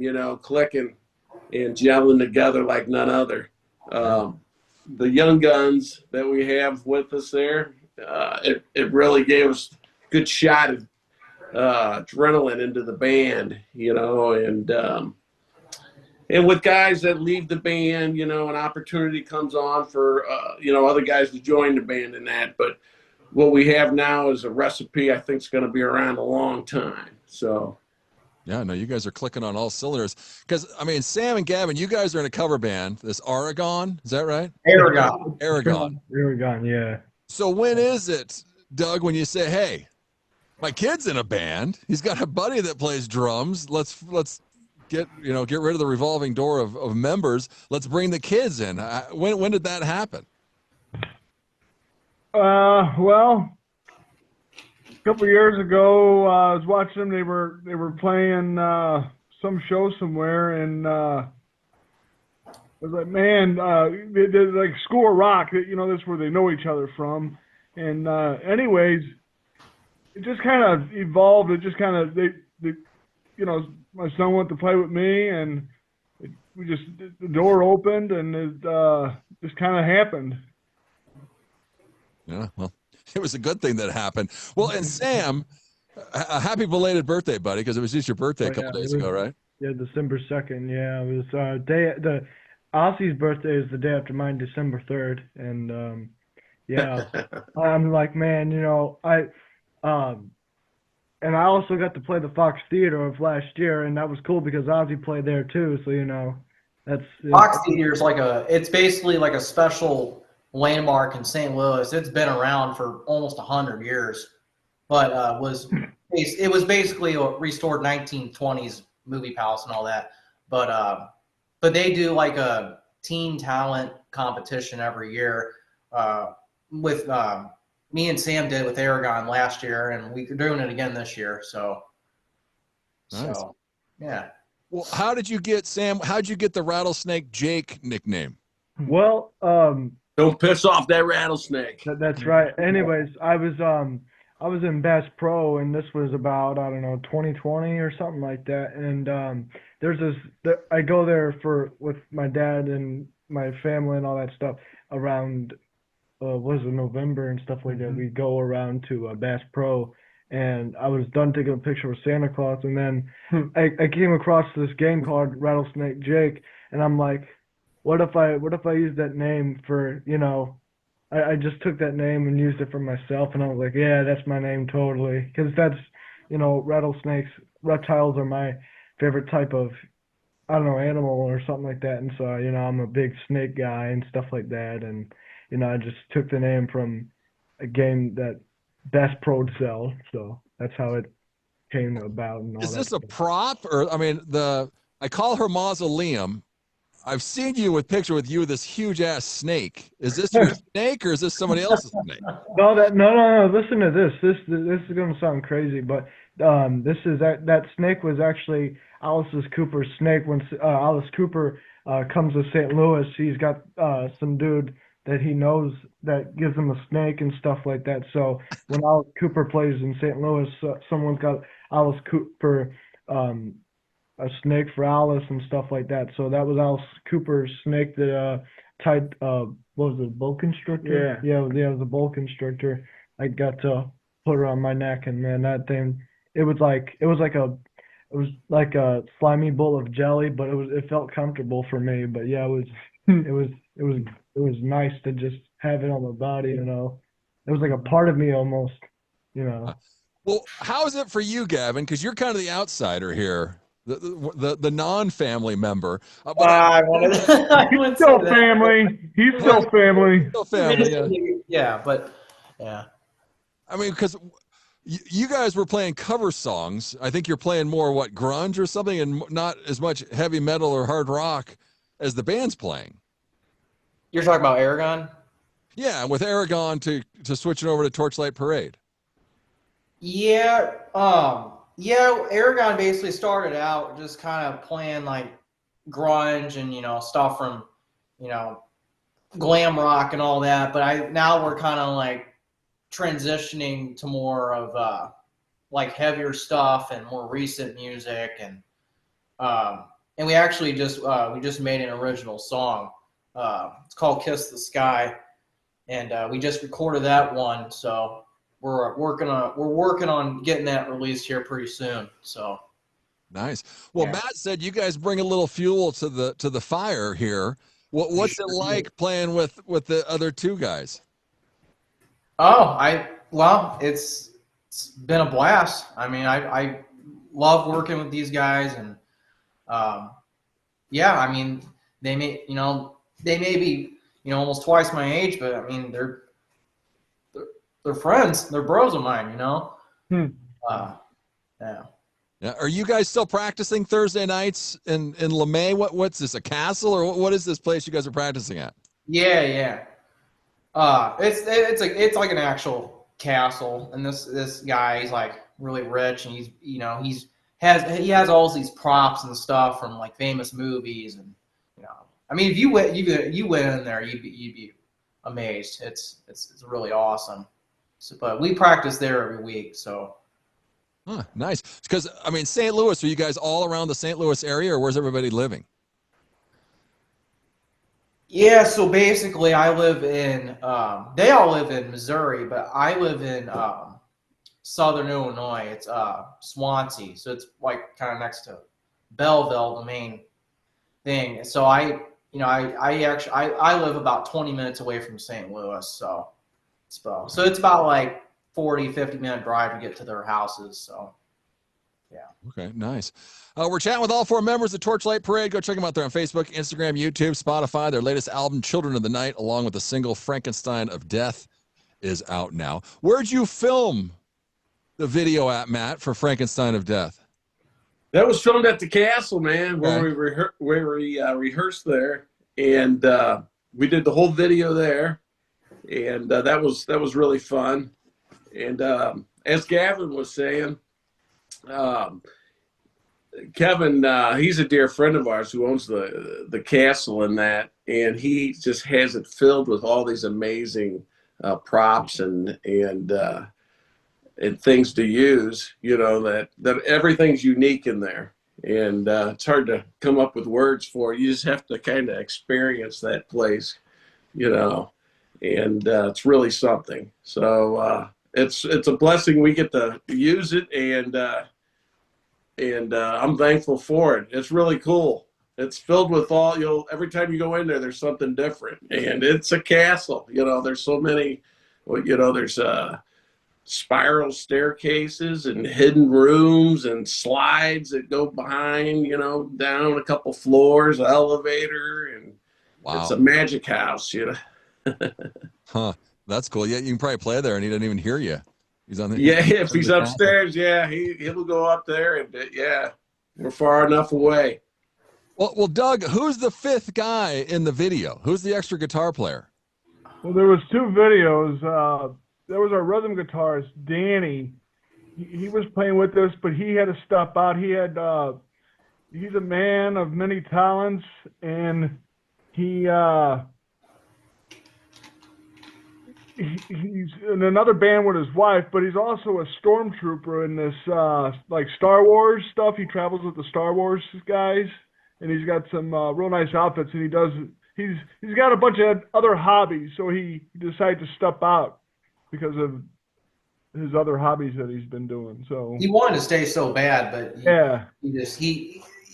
he was invested into so much stuff, and it ended on good terms. Like, we still talk to him here and there, but yeah, we were doing some traveling, and he's already a world traveler, so he couldn't commit to it when we would travel. He'd make a couple of the dates, but he just felt bad for not being there. So, but Danny's got a heart of gold. Yeah.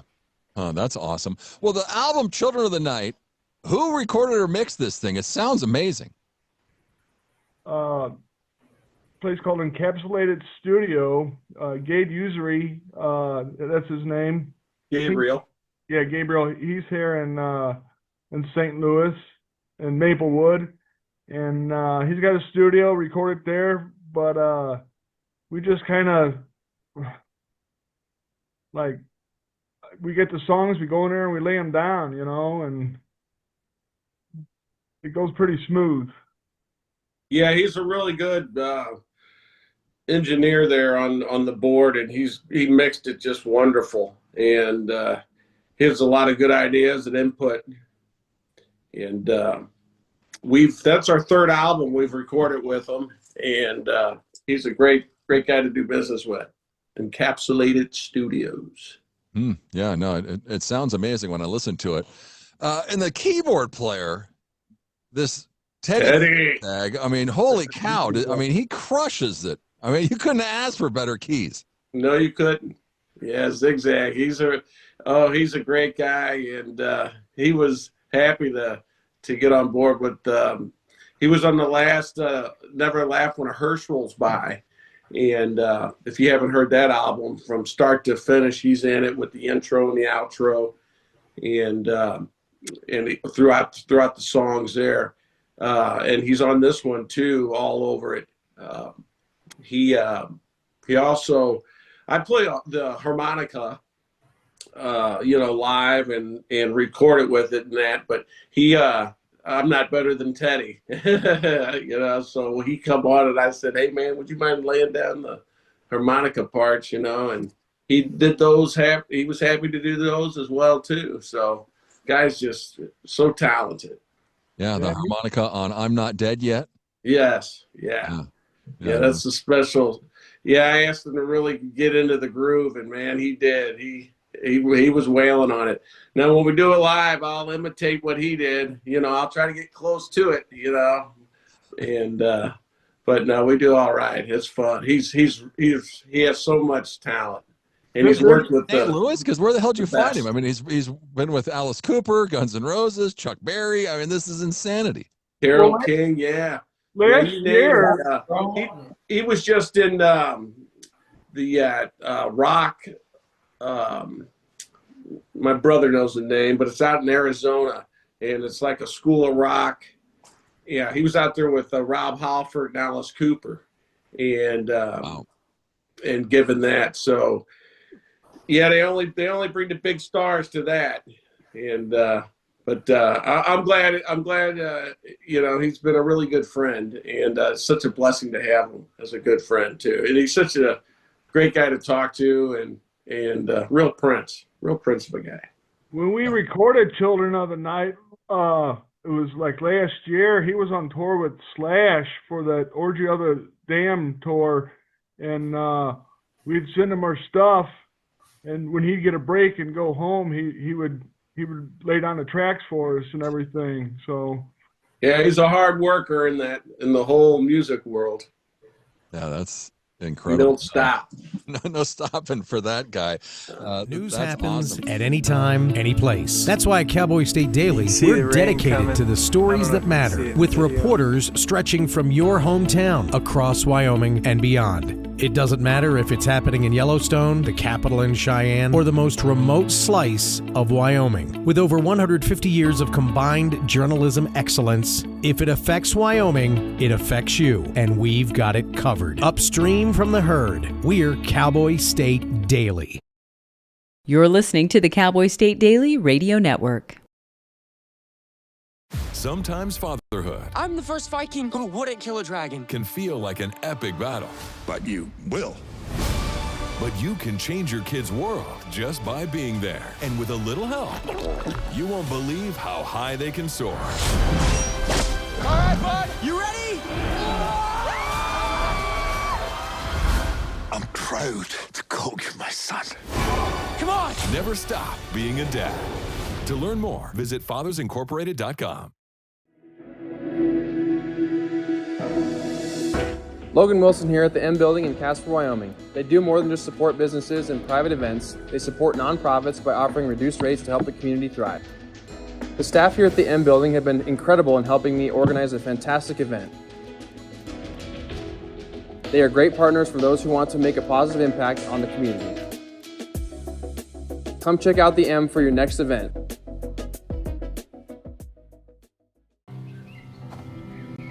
For decades, I've taught you everything I know.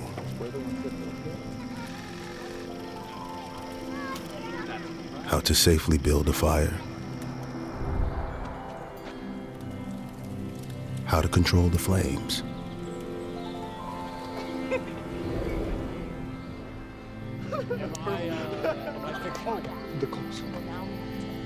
What to do with hot coals.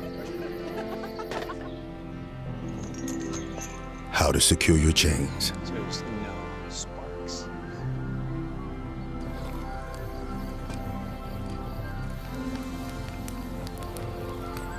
But I can only teach wildfire prevention. Only you can prevent wildfires.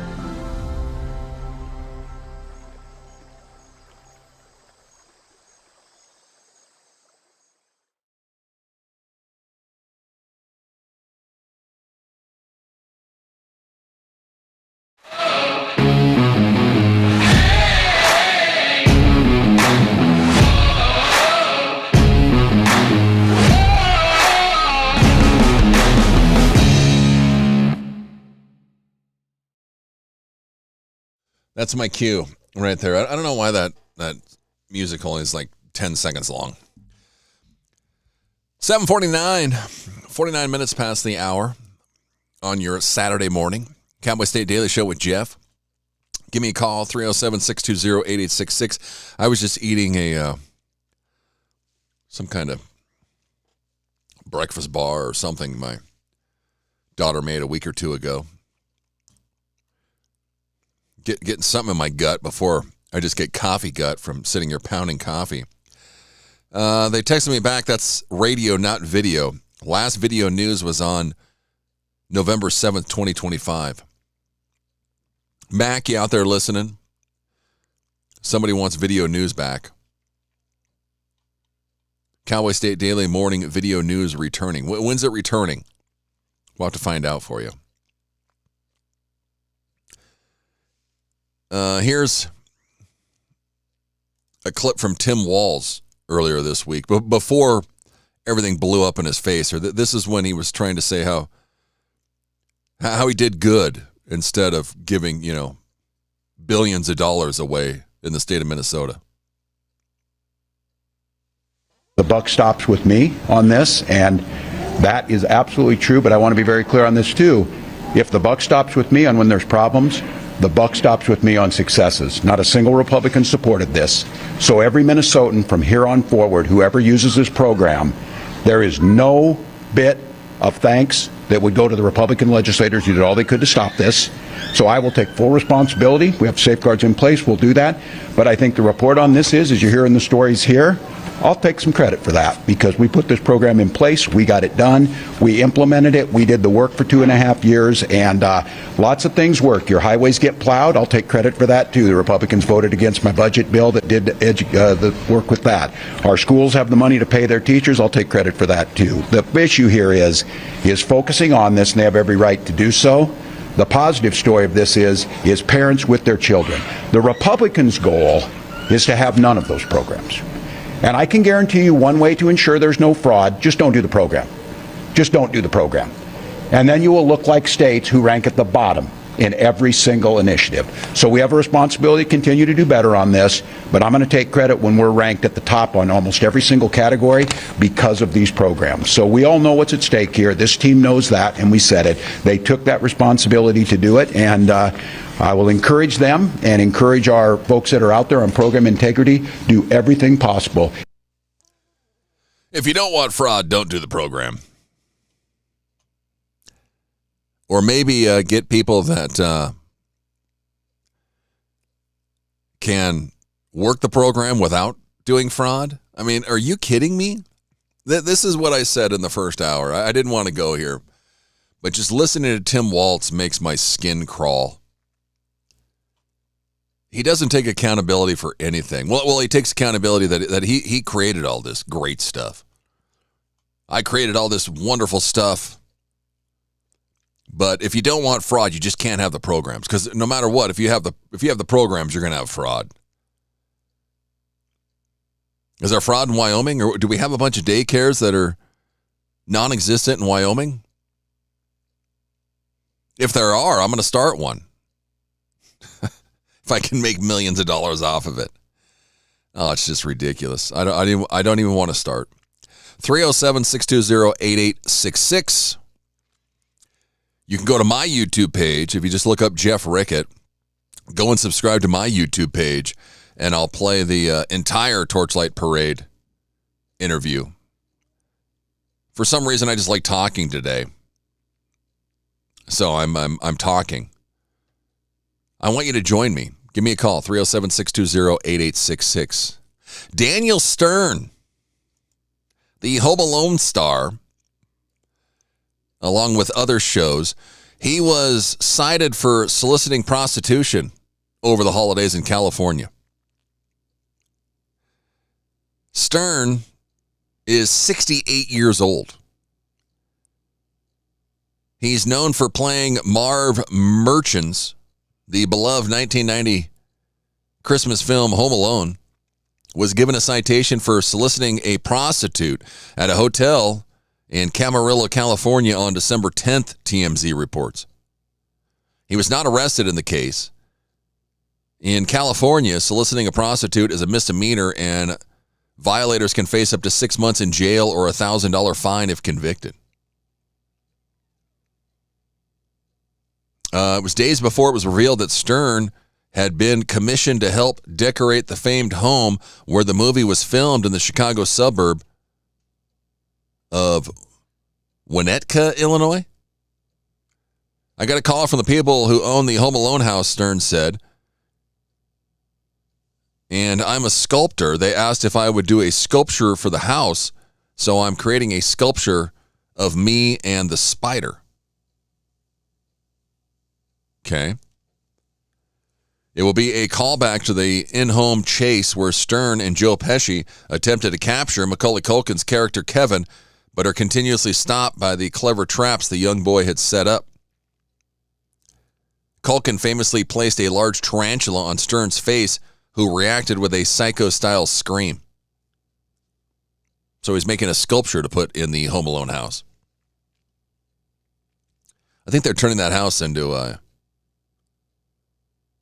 museum.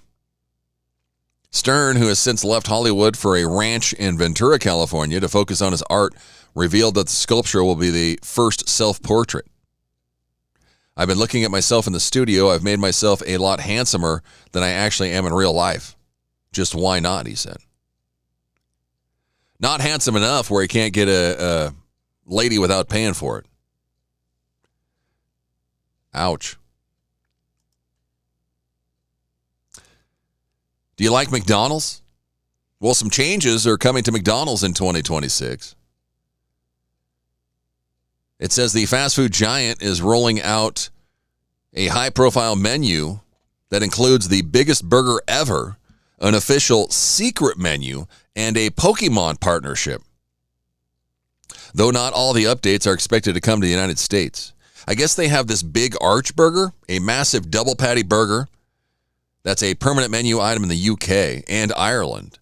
It features 2 beef patties, 3 slices of cheese, lettuce, pickles, onions, and a new tangy Big Arch sauce on a poppy and sesame seed bun. They're preparing for a U.S. rollout, but the company has not publicly confirmed when the Big Arch will launch nationwide. Let's see. The Big Arch became a permanent menu overseas. Its price rose from $7.99 to $8.79, roughly $10 to $11 in U.S. cash, with a medium meal costing more than $10 or around $13 in American money. $13 for a Big Arch menu meal? It's all a ripoff, exclaimed one person on a social media post. Other critics have given mixed reviews of the new Big Arch sauce, which some say doesn't compare to the classic Big Mac version, as well as the overall flavor. It was the messiest burger I've ever had, one user said, adding overall it was decent. It's very onion forward, commented someone else. Since I've been on a diet for the last 2 years, I've been on this health kick for 2 years, I have not had McDonald's in 2 years, over 2 years. That's crazy. And I love myself some McDonald's. I used to go just once or twice, at least twice a week.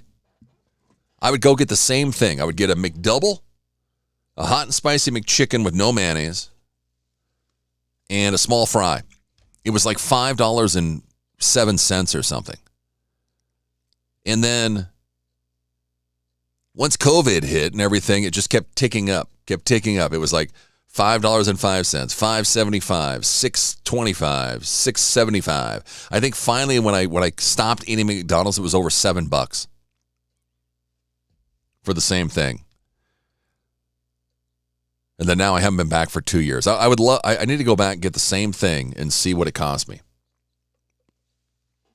It's probably ridiculous. If they even still have a McDouble or a hot and spicy McChicken. I think they do. I should go and get it and just to see how my body would react. It would go crazy. I found this really,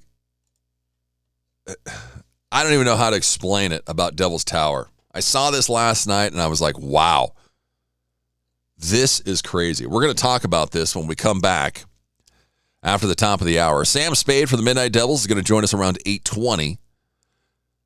The drummer for the American powerhouse rock band Limberlost, Mike Burnt, he's going to be joining us coming up at 9:40. My brother, I think, is going to stop by at the top of the 9 o'clock hour. My daughter, when she wakes up, is going to come in and talk about the Stranger Things finale. But you do not want to go anywhere, because what I'm going to tell you about the Devil's Tower, I don't know if this is real or not, but we're going to discuss this coming up here after the news. So yeah, get ready. The news. No young person should ever have to worry about having a safe place to sleep at night. It's time to take a look at what's happening around Wyoming. From the Cowboy State Daily News Center, I'm Mac Watson. The feud between Governor Mark Gordon and Secretary of State Chuck Gray boiled over on Thursday when Gordon asked Gray, quote, "Do you want to step outside?" unquote, near the end of a Marathon Wyoming Board of Land Commissioners meeting in Douglas. Cowboy State Daily's David Madison reports friction between these two politicians isn't new. Governor Gordon expressed his displeasure with Secretary Gray by asking him if he'd like to step outside. Now, he said it with a very measured tone. Later, his spokesperson said he literally meant, "Do you want to step outside and discuss this further, because I'm not understanding you?" Governor Gordon didn't seem to lose his temper. He just said it very bluntly, "Would you like to step outside?" And Secretary Gray, in a follow-up statement to Cowboy State Daily, he accused the governor of intimidation. The tense exchange capped an otherwise pleasant meeting that drew dozens of opponents to the Douglas Library, where residents delivered pointed testimony against the proposed wind project.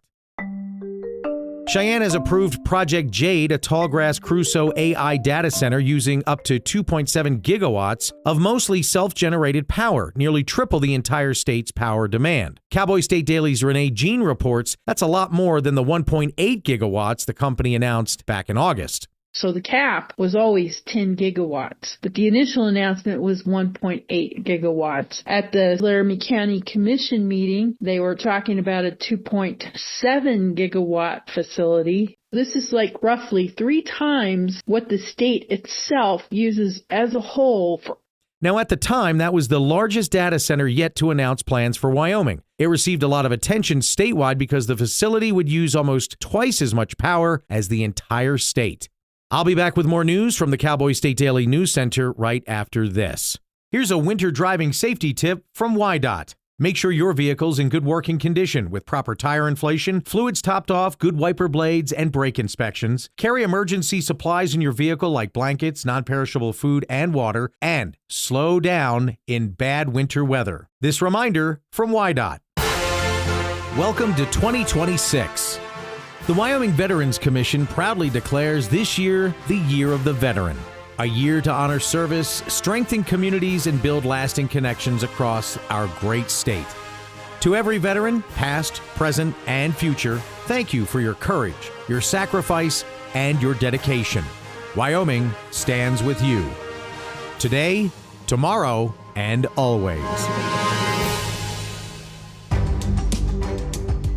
Cowboy State Daily News continues now. A state representative from Casper wants to keep people from being charged with drunk driving if they're drunk while riding a horse, mule, or donkey. Cowboy State Daily's Claire McFarland reports the bill made one defense attorney laugh and left prosecutors wondering if a specific case inspired it. It's a very Wyoming bill. It would specify that you can't be charged with DUI for drunkenly riding your horse. Now, I talked with Mike Vang of Laramie. He's a defense attorney who specializes in DUIs. He said, yeah, this is really interesting, and it may skirt some portions of like DUI implied consent for testing, but don't ride your horse to and from the bar because you still may face other charges, like if there's a public intoxication ordinance in place, or you may face the state charge of reckless endangering. Johnson County's top prosecutor said he was curious to know what prompted the legislation, since neither he nor the 2 deputy attorneys then standing in his office, with nearly 50 years' experience between them, had never charged anyone for drunkenly riding a horse. A proposed ordinance expanding administrative warrants to access people's property has upset some Cheyenne residents who say it crosses the line into government overreach. Cowboy State Daily's Scott Schwebke reports that fire and building officials say they need them to do post-fire safety inspections. Firefighters, when they go onto a property, they fight a fire and they extinguish it and they leave. Sometimes they have to come back. And according to fire officials, they're required by the Constitution to get some kind of a warrant or get permission to come back on. And sometimes buildings are abandoned and they don't know who the property owners belong to. They say they're trying to just do everything by the law. Some residents consider it overreach because, for one thing, they don't want people forcing them to give permission to come on their property. On Monday, there will be a final reading of the bill during the city council meeting, but there is a large contingent of people on social media who say the bill is overreaching and they will show up and protest. And that's a look at today's news. Get your free digital subscription to Wyoming's only statewide newspaper by hitting that daily newsletter button at cowboystatedaily.com. I'm Mac Watson for Cowboy State Daily. When it comes to making plans, you are the best. Those 9 months were also 273 days of planning. What about your daughter's first costume party? It was out of this world. And let's not forget those barbecues you plan in detail for your family and your more vegetarian by the day best friends. That surprise party for your parents' golden anniversary? You get the golden planning. The same way you plan each detail for those moments, start planning to protect you and your loved ones from a natural disaster. Sign up for local weather and emergency alerts. Prepare an emergency kit and make a family communications plan. Protecting your family is the best plan you can make.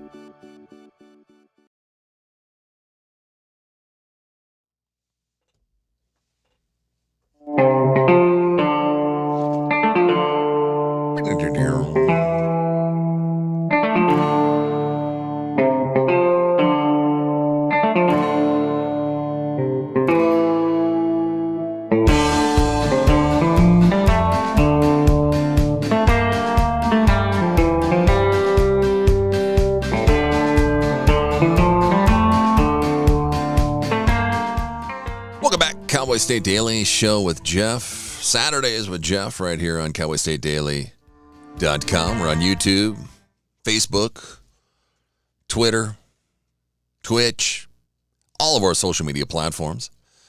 Give me a call, 307-620-8866. We've had one call today. You could be caller number 2. We've had a couple people text us this morning, one from Mississippi, one from Arizona. Somebody wanting to know when our morning video news is returning. It's a good question. I'll try and find out for you. That'd be a Mac Watson question right there. Mac, when's the video news returning? This thing loves playing music all the time. I found this last night, and now I cannot find it again. I'm glad I recorded it. I saw it on this White Rabbit on Twitter. It's the Daily Rabbit _ at the Daily Rabbit _. But it's this guy talking about Devil's Tower. It's a good thing I recorded the clip, but now I can't find the video. Here comes Sunny, my cat. She's coming back in to sit on my lap here. But I cannot find it to save my life. I went through their entire feed for like the last month, and I can't find it. I don't know where it went. But it's a good thing I recorded the audio. Here, we got the audio for you. Here, let me pull that up. I think I have it. Here we go. Devil's Tower. But I wish I had the video to show it to you as well. Because here, listen to this. I shot LiDAR AI photon protein fiber beams at Devil's Tower, and you are not going to believe what is inside it. It changes the whole history of not only America, but the world. Devil's Tower is in Wyoming, and it's a structural edge that's mysterious because I'm an Eagle Scout, and if you look at the rock formation edge, I don't think it's solid, and a lot of people are like, it's solid all the way through. So I, with my friend Dr. Remy Demi, shot the world's best, this is it right here, photon protein fiber beam AI LiDAR technology directly directly at Devil's Tower. And this is the imagery it gave back. There are chambers inside the base of Devil's Tower with, you can see a passageway right there. Here's another angle of it, of another view. And it's just insane. It's blowing our minds. We don't know if this is a Native American chamber, if it's an alien chamber. So now we're trying to get access to that passageway. We know the door is amongst about right there, but we are trying to get permits so we can dig down and access the door and go into the chambers. I'll keep you updated. Follow me and I'll keep you updated on what we find. We hope to get the permits next week. And I'm just super excited to go in and see what it's all about. Yeah, here, I just found it. Okay, here. Let me share my screen here. Yeah, here's the guy. And here he's talking about, he's showing you the chamber where they shot infrared lasers into Devil's Tower. And he's claiming that there's chambers, like rooms inside of Devil's Tower and a hallway. And the Twitter post is dated November 5th. So I don't get... Okay, so here's the Twitter post. Get ready for the new rabbit hole. There are claims now circulating that LIDAR, whatever he said, these infrared scans of Devil Tower in Wyoming has revealed chambers and hallways inside with a suspected entrance buried by rocks and shrubbery. What do you think? Have the Hollow Earth lizard people used Devil's Tower as an entrance to their domain in the past?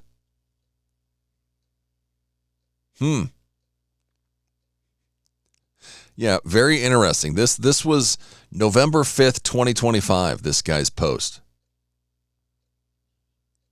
Infrared lasers. History of not only America, but the world.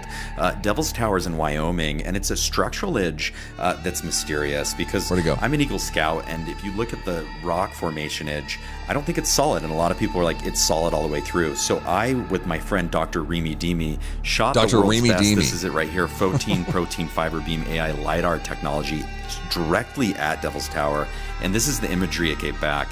There are chambers inside the base of Devil's Tower with, you can see a passageway right there. Here's another angle of it, look at this. Of another view. And it's just insane. It's blowing our minds. We don't know if this is a Native American chamber, if it's an alien chamber. So now we're trying to get access to that passageway. We know the door is amongst about right there, but we are trying to get permits so we can dig down and access the door and go into the chambers. I'll keep you updated. Follow me and I'll keep you updated on what we find. We hope to get the permits next week. And I'm just super excited to go in and see what it's all. I'm super excited to find out if anything happened, or is this real? Has anyone else heard about this? I'm just hearing about this, but it was posted 2 months ago. Huh. Yeah, Okay, so this guy 18 hours ago said they'll never get approvals as Devil's Tower is on federal land and it has been designated as an official sacred site for the Indians. Plus, if there ever was anything of value, the government took it years ago, just like from the cave in the Grand Canyon. Okay.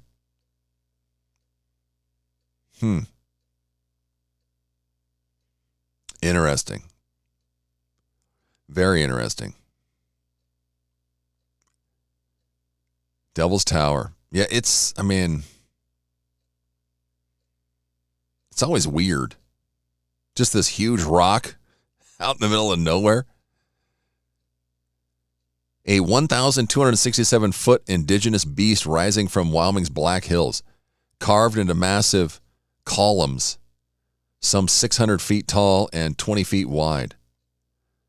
The world's finest example of columnar jointing. It says it was born 40 million years ago when magma forced its way up, cooled underground, and erosion later stripped away the softer rock around it. Interesting. The Lakota said it was sacred ground where giant bears clawed the stone trying to reach children saved by the Great Spirit. June is ceremony season. Climbing is respectively paused. misnamed Devil's Tower in 1875 as a translator mangled Bad God's Tower. Also, the alien landing pad in Close Encounters of the Third Kind. Wyoming's Geologic Cathedral. Go see it. Interesting. Wouldn't that be something if there was actual columns or rooms or something inside in the base of Devil's Tower? What do you think? You think it's BS? Give me a call, 307-620-8866. Why not? You know? Why not? Let me find my Zoom room here. Or start it up anyway. Maybe. There we go. Because Sam Spade from the Midnight Devils is going to be joining us here in 5 minutes or so, 8 minutes or so, after the next break. But yeah, I saw that last night, and I was like, boy, that is very interesting. We'll have to see what happens. If they'll ever get permits, just like the guy said. They're never going to get permits because it's on federal land. Back in December, SEC Commissioner Greg Sankey said that the SEC deserved 7 bids to the college football playoff and that 5 just wasn't enough. He said that Vanderbilt and Texas should also have been in the playoff. Despite getting the 5 bids, the SEC did not reach the national championship game for a 3rd year in a row. In bowl season as a whole, the SEC finished 4-10, the worst of any conference. 2 of those wins and 2 of those losses were to other SEC teams. So in non-conference postseason play, the SEC went 2-8. With Miami's victory over Ole Miss, the SEC finished 6-8 against the ACC. The second time in the last 3 years they've had a losing record to the ACC. So yeah, the big dog, the SEC, so they think they are, not looking too good in the postseason. The era of blind special treatment and benefit of the doubt for the SEC has come to an end. We'll have to wait until August to see if there's 10 SEC teams in the preseason poll again to get the narrative rebooted. Oh, there will be. Don't worry about that. They'll be right back there. Right back in the preseason top 10. It's crazy, though. I said that last night when I was chatting with my son watching the game. I was like, man, the SEC is really not done well.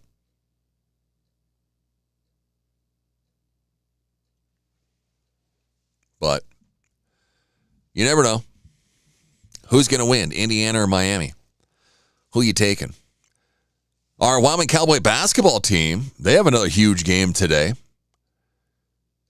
They're back in Nevada, or they're playing another Nevada team after they blew out UNLV the other night at the AA. Now they head to Nevada to the Lawler Event Center in Reno. You can watch it on the Mountain West Network. It marks the 34th all-time meeting between the schools. It's slated for an 8 o'clock Mountain Time start. Both the teams are sitting at 11-4. The Cowboys are 2-2 in the conference. UNLV is Nevada is 3-1 in the conference.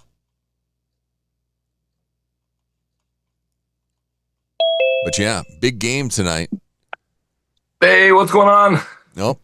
Sam Smade's in the Zoom room. We'll head right back to you, Sam. Hold on a sec. Okay, no problem. But yeah, the Pokes play tonight at Nevada. Big game. Both teams sitting at 11-4. The Wolfpack have only lost to San Diego State in Mountain West play. And Wyoming is lost to Grand Canyon And who? Who else did they lose to in Mountain West play?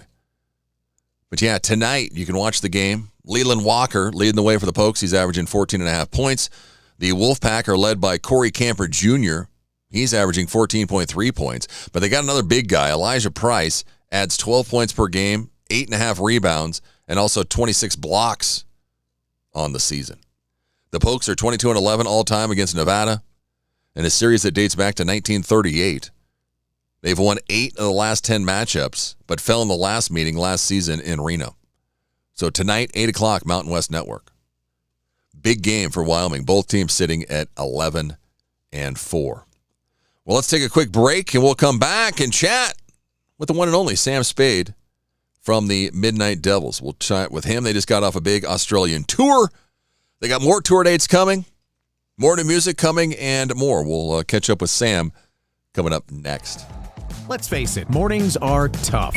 Gotta get up, gotta get the kids ready, feed the dog, the cat, every other living thing in your house. Oh, get caffeinated. Whew. It's a lot of work. It's a lot of work. But you also want to be informed, catch up on what's happening in Wyoming and the world as well. Hear from the newsmakers of the day. That's why Cowboy State Daily has The Morning Show with Jake. Jake Nichols talks about the news you care about, not some ponderous, overwrought, inside the Beltway show that's syndicated out of New York or LA. You want the news that's going to affect you and your life. Jake interviews not only the newsmakers, but the deciders, the people who make the decisions for the future of Wyoming. Plus, you'll hear the stories directly from our award-winning reporters from Cowboy State Daily. So make sure you start your day off the Wyoming way with Cowboy State Daily's Morning Show with Jake Nichols. Monday through Friday, 6 a.m. to 10 a.m. Stream it on our homepage. Watch it on YouTube. Cowboy State Daily's Morning Show with Jake. Oh, and don't forget your car keys. This is the Cowboy State Daily Radio Network. Mom, I got it. What are you doing in there? I got stuff. Are you a dog? I wouldn't do that.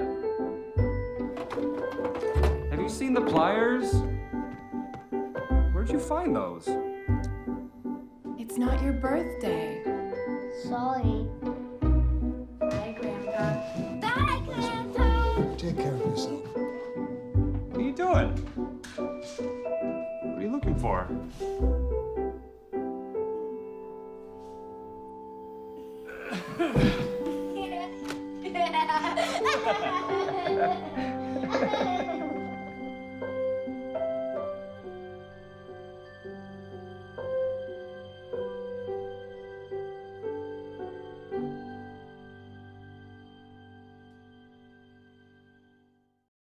I don't think that many kids in my son's school even do it. He makes fun of his friend who vapes. He would never try it. She's into soccer. She's on the honor roll. She's just not the type. No way. No way. No way. No way, my kid would never vape. Get your head out of the cloud. Today, nearly 8,000 kids will start vaping. Maybe even yours. Learn about the dangers at talkaboutvaping.org. Life's daily battles are not meant to be fought alone. We're not powerless, so long as we don't lose sight of what's important. Don't be afraid to seize that moment to talk to your friends. Cloud, you okay? Because checking in on a friend can create a safe space. The first step on our new journey. You coming? Reach out to a friend about their mental health. Seize the awkward. It's totally worth it.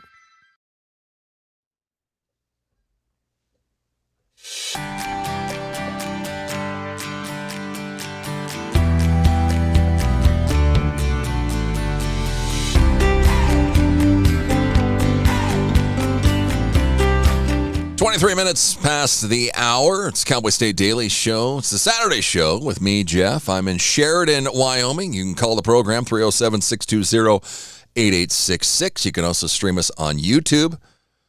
Somebody said, hey, who's the new guy? That's me. Why would a giant tree trunk have a tunnel or chamber?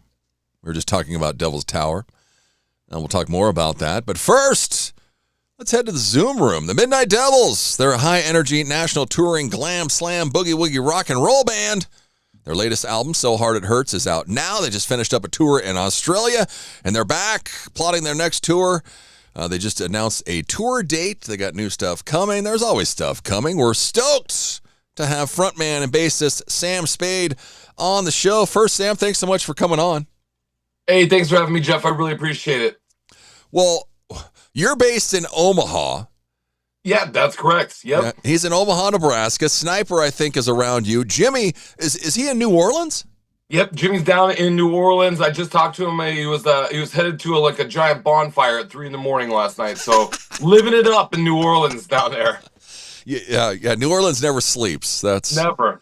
That's for sure. Well, you just got back from Australia. This seemed like it was a crazy tour. This wasn't the first time you've been there, Sam. How did it go this time around? You know, Jeff, this is our third time in 3 years that we've been to Australia. This was probably one of the best times. I have to say, and I'm very partial, but we had a blast. We saw so much. The weather was beautiful. We left Nebraska. It was snowy and cold, and we got down there. It was palm trees and sunshine. Hanging out on the Gold Coast, I'm telling you, it was a dream come true. Yeah, 'cause you're a one man. I mean, you're it, Sam. You're booking all this stuff, right? Yeah, correct. I do have most of all the booking, most of the management. A Sniper is my partner in this band, and he does a lot of the songwriting. He's been with me since the very beginning. You know, for 15 years we've been best friends. So it's been a really cool band of friends that get to travel the world and see stuff that not a lot of people get to see. Yeah, it's crazy. Because how hard is it? I mean, it's probably gotten easier since this is the third time around. Mm-hmm. I mean, how do we even get started by saying, hey, we're a band from Nebraska. We want to come to Australia to get tour dates? That's essentially it. So what happened is that 3 years ago, we got an offer, just like a very, very random offer, a friend of a friend.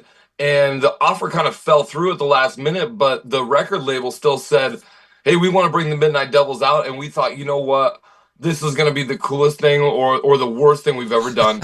And we went out there, we took the chance, we rolled the dice, and 3 years later, we're still coming back. We're signed to a record label now in Australia. So we're just going to make it a yearly thing that we just go back and party with our friends down under every year.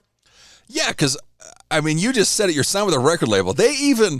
Someone even pressed you vinyl in Australia. Yeah, that's right. So we're doing all of our CDs, all of our vinyl. The vinyl that we have now is a 7-inch double A-side single. So that's like an old school, just like one of the smaller vinyl records with brand new artwork. But everything we have is a Australian import because we're signed with a record label from Australia. That's awesome. I've interviewed a bunch of people from Australia. And I mean, being in the States, I've never been to Australia. It's huge. And there was one, I don't know where you guys were at, but you went from one stop to the next. You had a 12-hour bus ride, Sam. How was this? Let me tell you, this was maybe one of the points that got close to breaking me. And I pride the Devils in being able to take just about anything. Sniper and Jimmy are both U.S. Army veterans, so they can pretty much get away. You know, like they've been in the worst of the worst, so I just got to keep up. With this one, we played a show. They said, you guys got 5 minutes to take your makeup off and you're getting on this tour bus. It wasn't even a tour bus. It was like a Greyhound bus with no electricity, no bathroom. You're getting on this tour bus for the next 12 hours with 2 other bands, one Australian band and one American band. Strangers. We've never met these people before in our lives. And we got on this tour bus. 12 hours, Jeff. There was no blankets. There was no pillows. You just basically had your leather jacket, and that was it. Wow. You just hope for the best. Like, I'd never been pushed to the breaking point before like I did on that trek. Well, it's funny if you go to their, I think it's on your face. It's on one of your social media. There's a picture, and I mean, there's like guitars sticking up in the seats. I mean, literally, Sam said it. It's like, it's not even a nice bus. This is like damn like a school bus.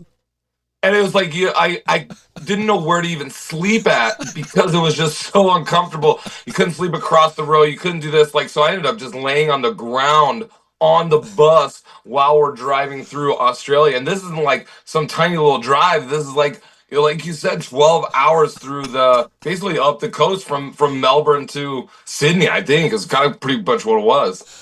Yeah, it's crazy. I mean, I never realized it until I talked to some of these Australian artists, and they're like, oh, yeah, we're going to this festival, and it's 16 hours away. And I'm like, holy crap. I didn't realize Australia was that big. But, yeah, I mean. It's the exact same size as the USA, is kind of what I imagine. Like, that's what they tell me, is the exact same size as the USA. Just most of the cities are concentrated on either the East or the West Coast. Yeah.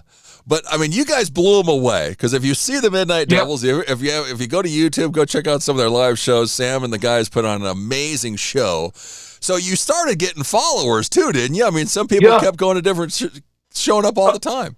Oh, absolutely. We do so well down there. Australia, it's the land of great rock and roll. AC/DC was from there. So they're people that love to get crazy. They love to get wild. They love to drink. They love to have fun. And we're pretty much right on par with everything Australian. How wild can we get? How crazy? How far can we push it? Can we push the boundaries to this point of uncomfortability? Let's go. And I think they appreciate us because of that, because we're so crazy. We're so much like them. Yeah. And it's a different show every night. I saw something. Sam was on last night. He was doing a live thing. If you go to their Facebook page, he's like, you can win a set list, but we never have a set list. So it's kind of funny. People collect set lists, and we've been one of those bands that we don't play with tracks or anything. So basically all our songs are, you call them out live. I kind of know where we're going to go, but for the most part, we don't have any direction. We're feeling the room. And so with the set list, we have them, and we'll set them down on the ground in front of the stage, and they're jokes. It's a whole joke. And there's different set lists every tour, so now it's become like a collectible joke that people want the set list so that they can add it to their collection of all the other nonsensical set lists that they've collected from us from over the years. And so now it's become this whole thing. Now I have to come up with a funny set list every tour. Yeah. A joke. That's classic of a joke. Go check Sam and the guys out there at themidnightdevils.com. They're on Facebook, Instagram, X, Spotify. Go listen to their latest album, So Hard It Hurts, is out now. Yeah, I mean, how long, because you got the face paint, you got the full get up, how long does it take you to get ready for a show? I've got it down to a science, and it takes me a little less than an hour. If you would have asked me a few years ago, it would have been over an hour. I've shaved maybe 15 minutes off of my process. And it's like, a lot of it depends on where you are allowed to get dressed at. And so with Australia, it was pretty good. We had dressing rooms in most of the places. Sometimes in the States, like there would be venues with no dressing rooms, and you just have to get dressed in the parking lot, like in the minivan or in the heater. And so it always just depends. Like the worst dressing rooms ever, I think I was in Akron, Ohio, or something. Like dirt floor dressing rooms. So it's always an interesting thing to figure out where you're going to get dressed at, how it's going to happen, and what's going to go on during that period of time in your day. Because it never is just like an easy thing, It's always like something ridiculous is going to happen. We're going to have to get dressed around the fire twirlers while they're getting ready as well.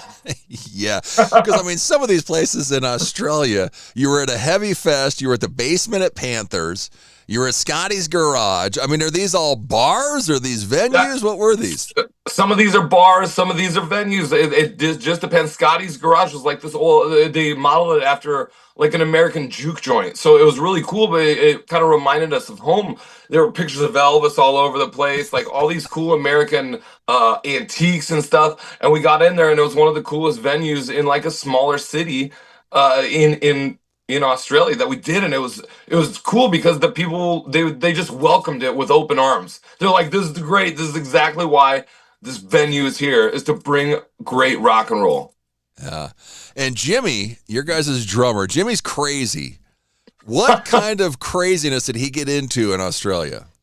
Jimmy is always crazy. He is the out of space rock and roll cowboy for sure. Like his whole entire thing is that he just kind of flies by the seat of his pants, and whatever happens, and I love him for it. So basically, it's just you're kind of, for lack of a better term, I don't know how to put this politely, you're kind of always ducking the cops because you just really never know, right? So even just like walking down the street, we're walking down the street, but it's us Americans in full face paint, smoking a joint, walking down the street, And then the next thing you know, the cops are there, and I'm like, oh, this is it. Like, we're gonna get arrested in Australia in our full makeup and stage gear just because I'm with the rock and roll space cowboy here. Yeah. How is Australia is weed legal in Australia? It's not, and it's not. It's so taboo over there still to this day. And it's getting better though. I've noticed over the last 3 years it's getting better. You don't just like see it like you do here in the States, and people just don't talk about it and smoke it openly. So when we were there, it was kind of we were treading on territory that hadn't really been tread on before, right? Because we're big proponents, we celebrate it, and people would like look at us like we were out of our minds, Jeff. I'm telling you. And so right there out in the front of the venue, we'd smoke joints, and they'd just be like, "Oh my gosh, I never heard of anything like this before." So even just that alone, people thought we were crazy, but they loved it. Yeah, it's classic. The first time I talked to Sam, you guys were at like a Wisconsin festival. Yeah. It was like at noon. Jimmy was blazing one in the back with a couple ladies. Yeah. It was just yeah, Wisconsin Rock Fest. I remember that. That was great. That was absolutely and then think like fast forward, we did a thing called Heavy Fest, right? Like you were talking about. One we did on the Sydney Harbor. It was on this cruise ship. Basically, you got on the cruise for 6 hours with 100 other people and 5 bands, and we played on this cruise while the waves are like pushing us back and forth. So you had to basically like fight the waves while you were standing on stage performing. And while we're driving by the Sydney Opera House, one of the most iconic venues in the entire world. Yeah. So it was cool. Like just these crazy things happening, just never thinking that we'd do something like that. Just you count your lucky stars. At the time, we were going through it though, and we were really working, and we were really struggling. And it was a lot of work. And right now, I look back with great memories, and I'm like, let's go again. I think the Midnight Devils are ready for year number 4 already. Yeah, they're itching to already get back. It's crazy. Well, your fans, I mean, it's cool seeing as it goes along every year. But somebody like last night, you had a Sam Spade personalized Midnight Devils hoodie. Yeah.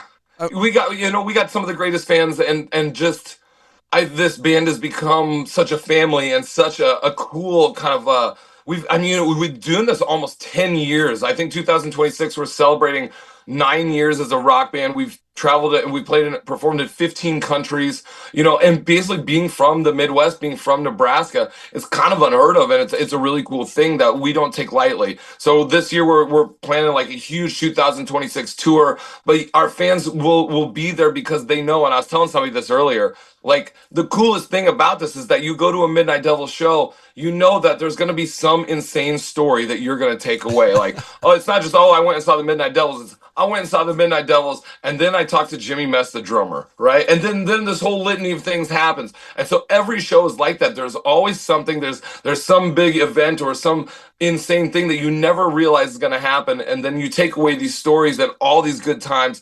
And that's what a Midnight Devil show is. And that's kind of what our fans embrace and they love. Yeah, it's always a good time with the Midnight Devils. Go check them out, Midnight Devils, themidnightdevils.com. They're on Facebook, Instagram, X. Go and check out all their stuff on Spotify or anywhere that you stream music. You have a Kiss shirt on. There's a picture of Kiss behind you. You guys have the face paint. How devastated were you when Ace passed away? It was tragic and especially unexpected because, it's just... You kind of thought you had a couple more years with Ace, and he was the first original Kiss member to actually leave, and that's kind of the saddest thing is that there'll never be that ever again. And I'm really glad that I got to see it. Even when I was younger, I think I saw I've seen 6 or 7 shows, 3 or 4 with the original member. So it hit hard. He was my first favorite guitar player. The reason that I started playing guitar, kind of the reason that I really got into being in a rock and roll band. So to me, Ace Frehley was like the ultimate, and he always will be. Do you guys play any Kiss tunes? Every night, our soundcheck song is Strutter, and of course we play like 5 or 6. We play little bits and pieces and parts, but the whole thing I love Kiss. Sniper loves Kiss. I don't know that Jimmy would say that he loves Kiss. He'll say that he loves like the Asylum record the best. He'll say that that's his favorite. Tears Are Falling is his favorite Kiss song. Oh, that's hilarious. Yeah. He'll say that Vinnie Vincent is the best guitar player Kiss has ever had. And watch their heads just roll. I love it. Yeah. Yeah. I mean, you mentioned it. Well, you and Sniper are writing, but Sniper writes, he probably writes the music. Do you do the lyrics? Yes, that's it. That's for the most part exactly what happens. We figured out we're best when we kind of combine those, him being kind of the musical director, and I'll come in and really add the lyrics and the little flair of being the singer. Yeah. And Sniper, I mean, just watching him live, the guy is amazing. He's an incredible guitar player. He's an Eddie Van Halen fan, and not only that, he's a fan. He's a student, and a student of great guitar playing. And the testament to him is that he's so good, and I've known him forever, right? But he's always held people around him, and especially the guys in his band, to a certain musical level. And if you don't meet him at that musical level, that standard, like, he's going to let you have it, and he's going to know that you're not up to par. So with him, I've always felt like he pushed me to be a better musician because he's so good, and he kind of demands that, and he demands that on stage. He demands that of Jimmy. So like all three of us have to kind of have it together. We don't practice enough. We don't practice a lot, but we have to have it together enough so that when the tour starts, you can play your parts and play them to the best of their abilities with very minimal practice. Yeah. I mean, Sniper is one of those guitar players. He's so good. It's effortless. Like, he's just playing. He doesn't look at it. He's just up there going crazy. It's a sight to see.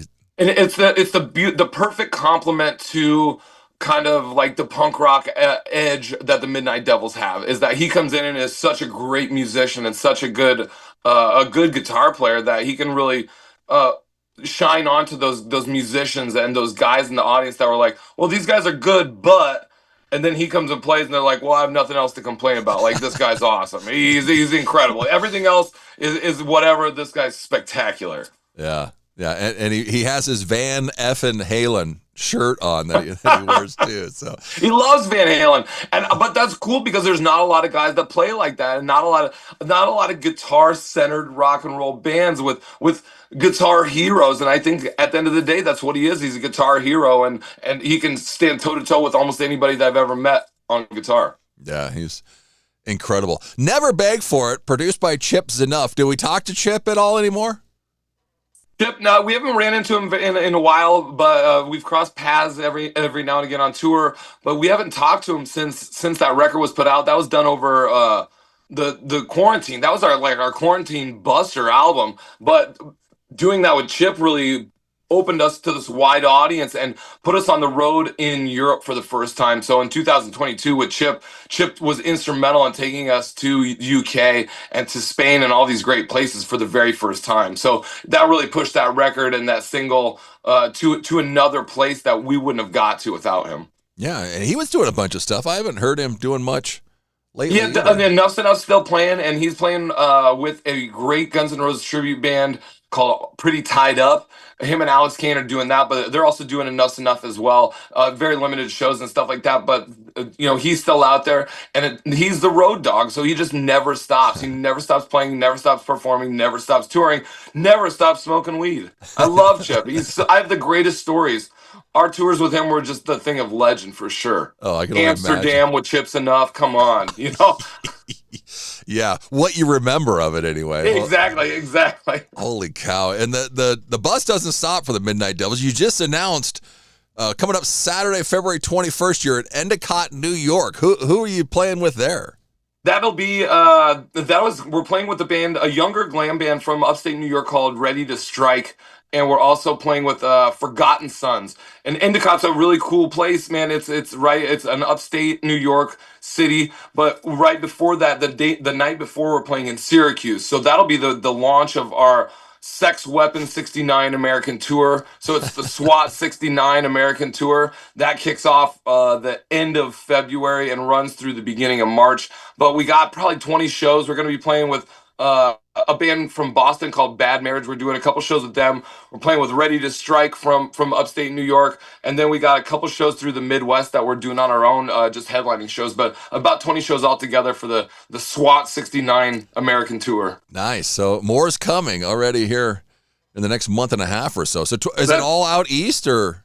It's all out east, but then works its way back in. We got a few Midwest shows. One will be in kind of Indiana, and then one's in Milwaukee, and one's in Minnesota. Okay. Yeah, keep heading west so we can see. And that'll be in July. We'll be coming out your way for sure. Oh, okay, awesome.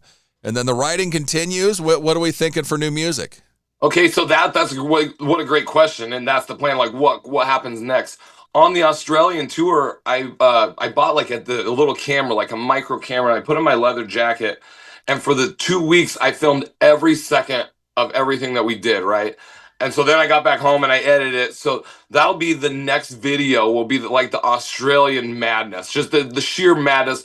The video, the single, that'll be the last single for this album, So Hard It Hurts. And then we're talking about doing we're going to be releasing a live record will be coming next, live from Japan. So we have like it's about a 6-song set that they recorded live from Japan, live in Kobe, Japan, the Midnight Devils. That'll be next, followed by the 4th record from the Midnight Devils, and we're currently writing that right now. So it's just incredible to think about. We'll be doing our 10-year reunion as well as the 4th album from the Midnight Devils. Wow. Can you believe it, Sam? I almost can't believe it. Like, looking back, it seems like it went by in a flash, in an instant, and I still feel like I'm the same kid that I was. You know, it's the same thing. We're here from Nebraska. We just have seen a few things now. We've been a few places and around the world once or twice, but we still have a blast doing it. It's still so much fun. Yeah, and they're not in jail. So not currently. Not currently in jail, and everything is good. And there's been a couple run-ins, the Irish Border Patrol. We've had some hairy situations, but have made it through just, I think, by sheer charisma. Jeff, yeah. I honestly think that's what it is. They go, we can't lock up the Midnight Devils. The world needs these guys too much. Exactly. They're too good a time. The SWAT 69 tour coming up next year. Always stuff coming from the Midnight Devils. Go and follow them. Go and check them out, themidnightdevils.com. It's always fun, Sam. I appreciate you coming on the show. Thank you so much, Jeff. It's a pleasure having you. And I'm going to send you a vinyl 7-inch so you can put up on the wall right there for you. Hell yeah. Awesome. Well, always love it. Midnight Devils. Thanks, Sam. Take care.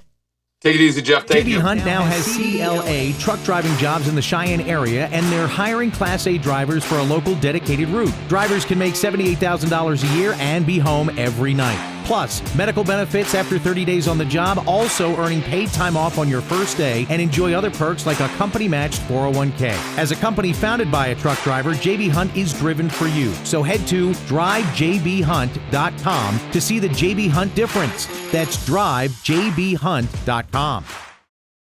Winter is here.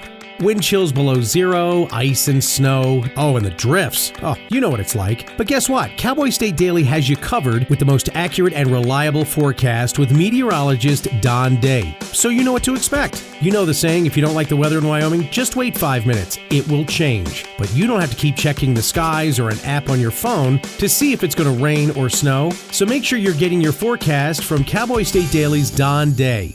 Every day. You're listening to the Cowboy State Daily Radio Network.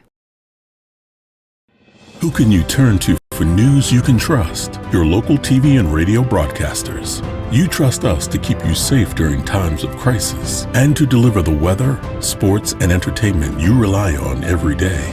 We bring you the facts you need to make decisions that matter. And as misinformation floods social media, you can trust your local stations to deliver the truth. Text TV to 52886 and tell Congress you rely on your local stations for trusted news. You handle the healthcare, we'll handle the marketing. In need of a spark for marketing your medical practice? Loom Studio provides creative and strategic healthcare marketing that illuminates the path to bigger and better experiences for your business and your patients. We specialize in branding and design, social media, website design, SEO and SEM, not to mention content creation, public and media relations, and marketing metrics to ensure you're getting results.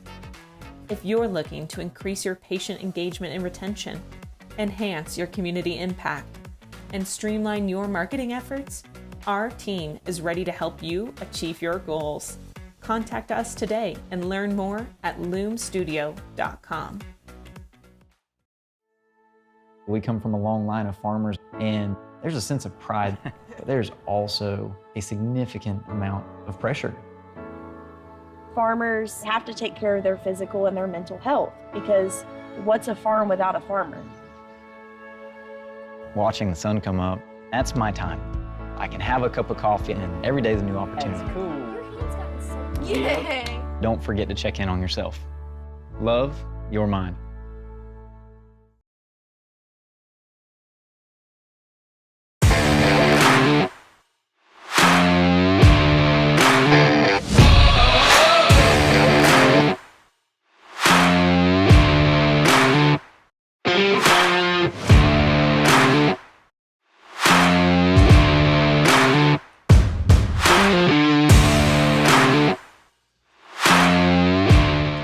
Minutes past the hour. My St. Bernard, Maggie. Where'd you go? Oh, my camera's screwed up here. Hold on.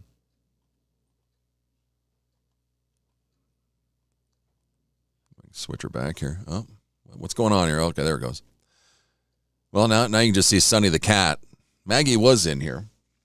She came in here to say hi during the commercial break, and then once I said hold on, she hightailed it out of here. I don't know what happened to her. There's my picture of me and my brother dressed as Kiss behind me. And Sunny just hanging out. What do you think, son, bud? Oh, here she comes. Here she comes. She wants to come sit on my lap. Give me a call. Join the program, 307-620-8866. Let's check the phone lines. Check the text lines. See if we... No new text messages. Give me a call, 307-620-8866. Someone was on the text line on YouTube. Midnight Devils need to play at Devil's Tower. Did you hear that, Sam? You need to play at Devil's Tower. Big thanks to Sam Spade from the Midnight Devils. Go check them out, themidnightdevils.com. And they will be on tour coming up in February out east, a couple Midwest dates, and then hopefully they'll be heading out west here coming up sometime this summer. I just saw that a Gunsmoke actor, Roger Ewing, best known for his role as Deputy Marshal Thad Greenwood on Gunsmoke, has passed away. He was 83. The actor's loved ones announced in an obituary that Ewing passed away in Morro Bay, California on December 18th. No cause of death was given. Roger was a kind and decent man who never let his fame or station in life go to his head. Ewing's close friend Mark Ashworth wrote in a message following the sad news, "Surely he's in heaven, because if anyone was meant to be there, it's him." Linda Brady, one of Ewing's close friends, remembered the late actor as a good and gentle man whose life and acting career touched so many people in different ways. So Roger Ewing passed away at the age of 83.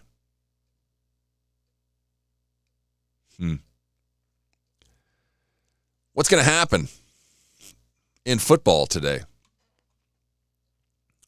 We've got all kinds of NFL football. We got 2 games today, 3 games tomorrow, and the Steelers-Texans on Monday night. My brother's texting me. I already have coffee gut. He asked me if I want a coffee. That must mean a good thing. Must be heading my way. My brother's going to be showing up here at the top of the hour.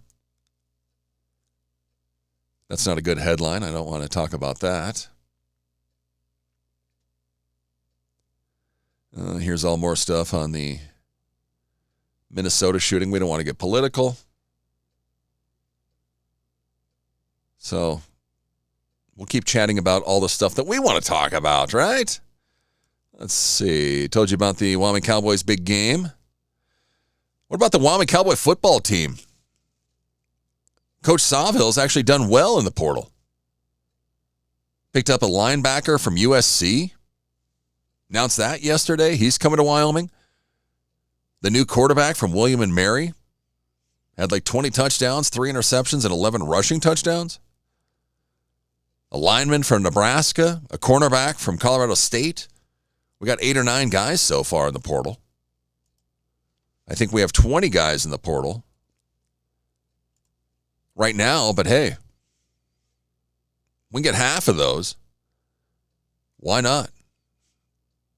And just 7 hours ago, Cody Tucker posted that Wyoming might have just landed its 1-2 punch out of the backfield with the addition of Western Illinois running back Markel Holman.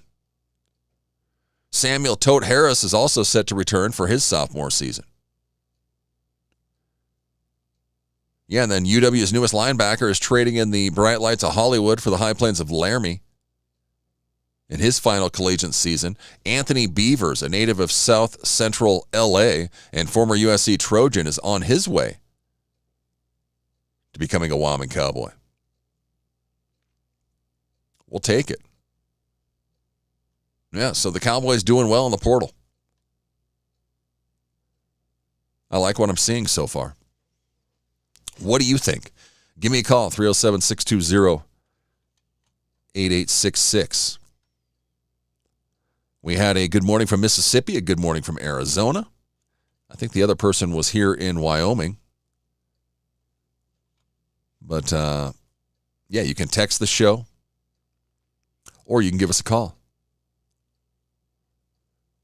What'd you think of last night's Indiana thumping of Oregon? Who do you think's going to win next Monday night? Miami or Indiana? I don't know who to go for. Both those teams, I mean, Indiana, have they ever won a national championship? Miami was so good when I was a kid, but they haven't been back forever. One guy coming back, he announced it yesterday, Al Michaels will be returning to the booth for the 2026 NFL season. Amazon Prime Video, where Michaels has been a lead game caller since 2022, confirmed that he is coming back. He is 81 years old. He insisted that he's still at the top of his game. First of all, I feel great. Everyone at Amazon has been fantastic, and I love working with this group. I've been looking at this year, 1 year at a time, and as good as I'm feeling at the top of my game, I'd like to continue.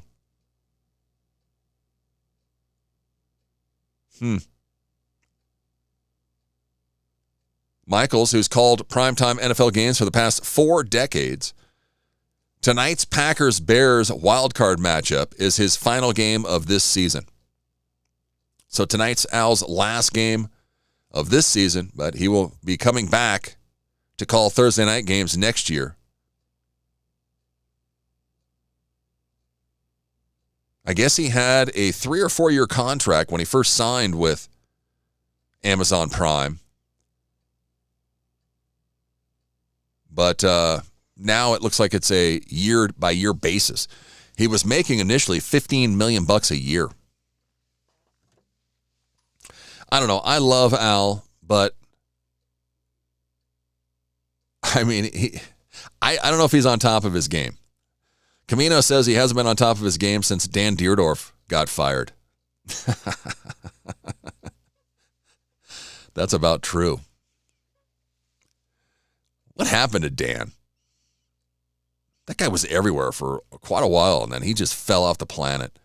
There's so many people that happens to. What time we got? 8:57. Look at these bad boys. Nerds Gummy Clusters, the Valentine edition.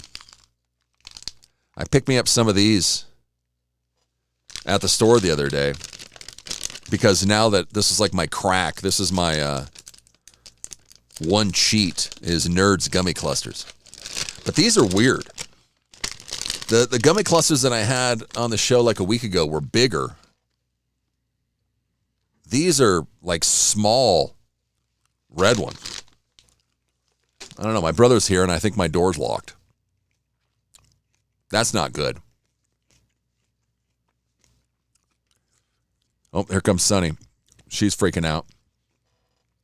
He's still in his truck. Maybe he'll sit in there for a minute. He just texted me as the door opened. Let me go to news at the top of the hour. Let me text him here. got 2 minutes. He's still sitting out there. But yeah, these new gummy clusters. Tangy and crunchy on the outside, sweet and gummy on the inside. I don't even know what flavor they are. They're just the Valentine's flavor. I don't know. They're good. They're all good. But these are like really small compared to the other ones. I should have looked and see if it's the same. 0 fat, 25 grams of carbs. Ooh, for one serving. But one serving is 16. 16 of these little things. But yeah, the new Valentine's Day gummy cluster. Good stuff. All right, let's see where we're at. We're at 8:59. We'll go to the top of the hour here. We got 45 seconds to go. Then my brother's going to be joining us. We'll chat with him. I think my daughter's going to be joining us about Stranger Things. There he is. He's looking through my window right now. Gummy clusters are the best things ever made. Yeah, see, gummy clusters, best things ever made. The Valentine's Day ones. We'll have him try one here when he gets in here. And you can get your tongue bright red. He's lurking. He's lurking from the outside. We'll go open the door. Oh, and somebody's calling me right now. It's the top of the hour. And somebody's calling me. Call me back here in 5 minutes. All right. 9 a.m.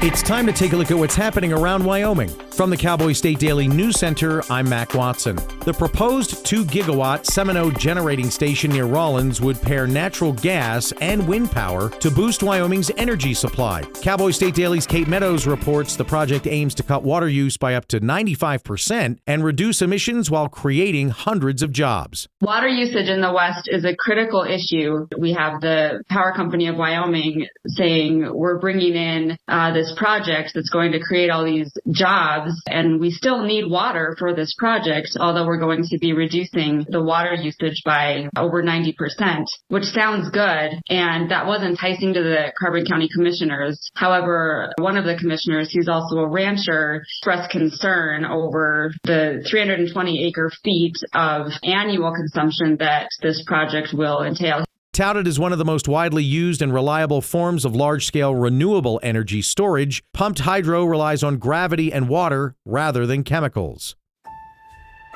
The teen who did not pull the trigger on the compound bow that killed his autistic friend last February, but who did conspire to that end and watch the killing, was sentenced on Thursday. Cowboy State Daily's Claire McFarland reports Orion Schlesinger was sentenced to between 54 years and life in prison. So for second-degree murder, you can get 20 to life. The prosecutor and the defense attorney came to this agreement after months of defense and mental illness plea and evaluations. They ultimately came to decide, okay, 54 is the bottom number, life is the top number, he's eligible for parole. 19-year-old Schlesinger was also ordered to pay $4,431.50 in restitution, one half of the funeral costs for his victim Dakota Farley, 23 years old, and of the wages Dakota Farley's father Ray lost by attending court proceedings.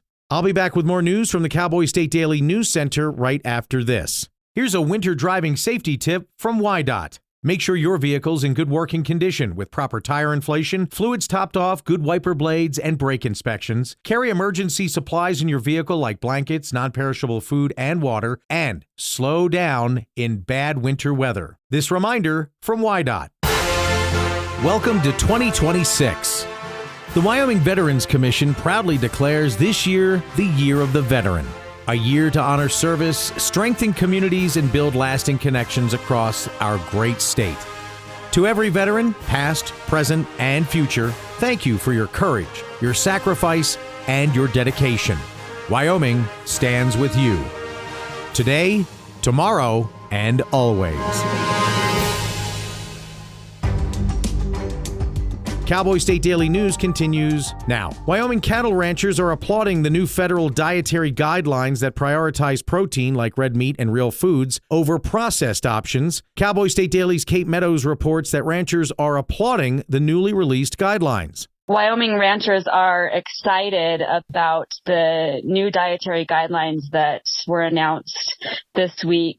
The Department of Agriculture and the Health and Human Services aim to bring back to the American diet protein, fruits, and vegetables, and also deter Americans from highly processed foods. One rancher I talked to said, "We already raise a wholesome, non-processed product." On Wednesday, the federal government released new national dietary guidelines that tilted more heavily toward eating more protein, marking the most significant reset of federal nutrition policy in decades, so federal officials said in a statement. Some people are livid over the inclusion of President Donald Trump's picture on the 2026 America the Beautiful National Park Annual Pass. Cowboy State Daily's Mark Hines reports that they've put stickers over the president's image, which invalidates the passes. I talked to a Democratic Wyomingite and I talked to a Republican Wyomingite, and the Democrat basically said, yeah, I mean, this is just Trump being a huge egomaniac. He wants his picture and his name everywhere. Why are we doing this? There's no need for it. And then the Republican said, no, this is cool. It's appropriate. You have the nation's first president. You have the nation's current president, 250 years of America. So depending on how you want to look at it, nationwide, there's been some people that are so upset about it, they started putting stickers over Trump's face, but the government, the Department of Interior, said, no, if you do that, you basically rendered the pass void. Some Trump detractors have turned to making plastic covers for the roughly credit card-sized passes, which hide Trump's face without altering the passes themselves. And that's today's news. Get your free digital subscription to Wyoming's only statewide newspaper by hitting that daily newsletter button at cowboystatedaily.com. I'm Mac Watson for Cowboy State Daily. One more time before you wake up in the wild. In your eyes, I see a flower slowly dying. Together with the Nature Conservancy, you have the power to make a difference. For unspoiled nature, for beautiful wildlife, and for people everywhere. Together, we can find a way to ensure that all life on Earth can thrive. Oh, in the wild, you're gonna make it. The moonlight is here to take you. Our natural world needs us now. Every day, we lose more lands, waters, and the wild species that depend on them. To learn more, visit nature.org today.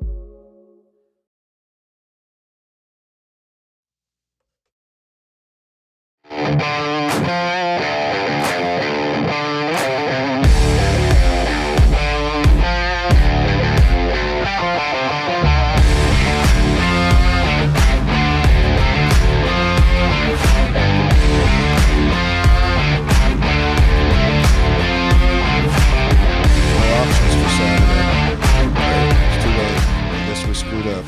6 minutes past the hour. Cowboy State Daily Show with Jeff. Saturdays with Jeff right here on cowboystatedaily.com. You can stream us on YouTube, all of our social media accounts. You can text me at 307-620-8866. You can also call. Should we call the person? Let's see.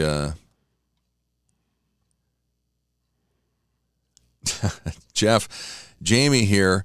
How many Peloton miles to burn off that candy you just ate? It's a good question. I think that's who just called me. Let's call her back real fast. There we Mr. go. Peloton. Mr. Peloton. With his nerds clusters. Yes. It's like crack. Let's turn my brother on here. My brother's hanging out with me. Hi, Jeff. Hey, Jamie. How's it going? Good. How are you? Not too bad. I just got your text message. The nerd clusters are good. My brother just showed up here, and he was saying the same thing, that nerd clusters are the greatest thing ever. Well, I'm fat. I don't pride myself on riding 15,000 miles on the Peloton, and I eat nerd clusters like they're going out of style. I'm really shocked that you have nerd clusters, because anytime I say, hey, Jeff, you want to get some candy? You look at me with that disgust look, like you're super disappointed in me. I show up here, you got a whole bag of nerd clusters. Not just a little bag. You bought the Walmart giant size bag. I didn't know there was any size different. Well, they do come in a little individual. I mean, I can dust off that bag on the way home today. but they do make little bags. Okay.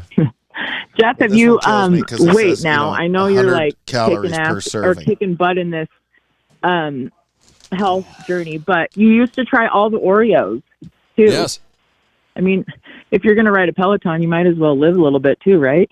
Well, exactly. You gotta treat yourself once in a while, and that's what I used to treat myself with Oreos. Now it's Nerd Clusters. Hey, those are good though. Yeah. Do you like Nerd Clusters, Jamie? Yes, Yeah. I do. I prefer the blue ones. The blue ones. I don't know if I've had blue ones. I've had the green ones, the blue, juicy I ones. think those are the berry ones. Correct me if I'm wrong. Or no, maybe I had the blue ones. Maybe the blue ones were the first ones The I had. Valentine ones are pretty good too. Green ones? They make green ones? No, these are Valentine. No, the new ones are Valentines. They're red ones. They're red and white. Here, Paul's. I'm gonna bust a couple out. Dumb. He's eating them right now. Oh. So how you been, Jamie? You're cutting hair and you're also bartending now? What's going on?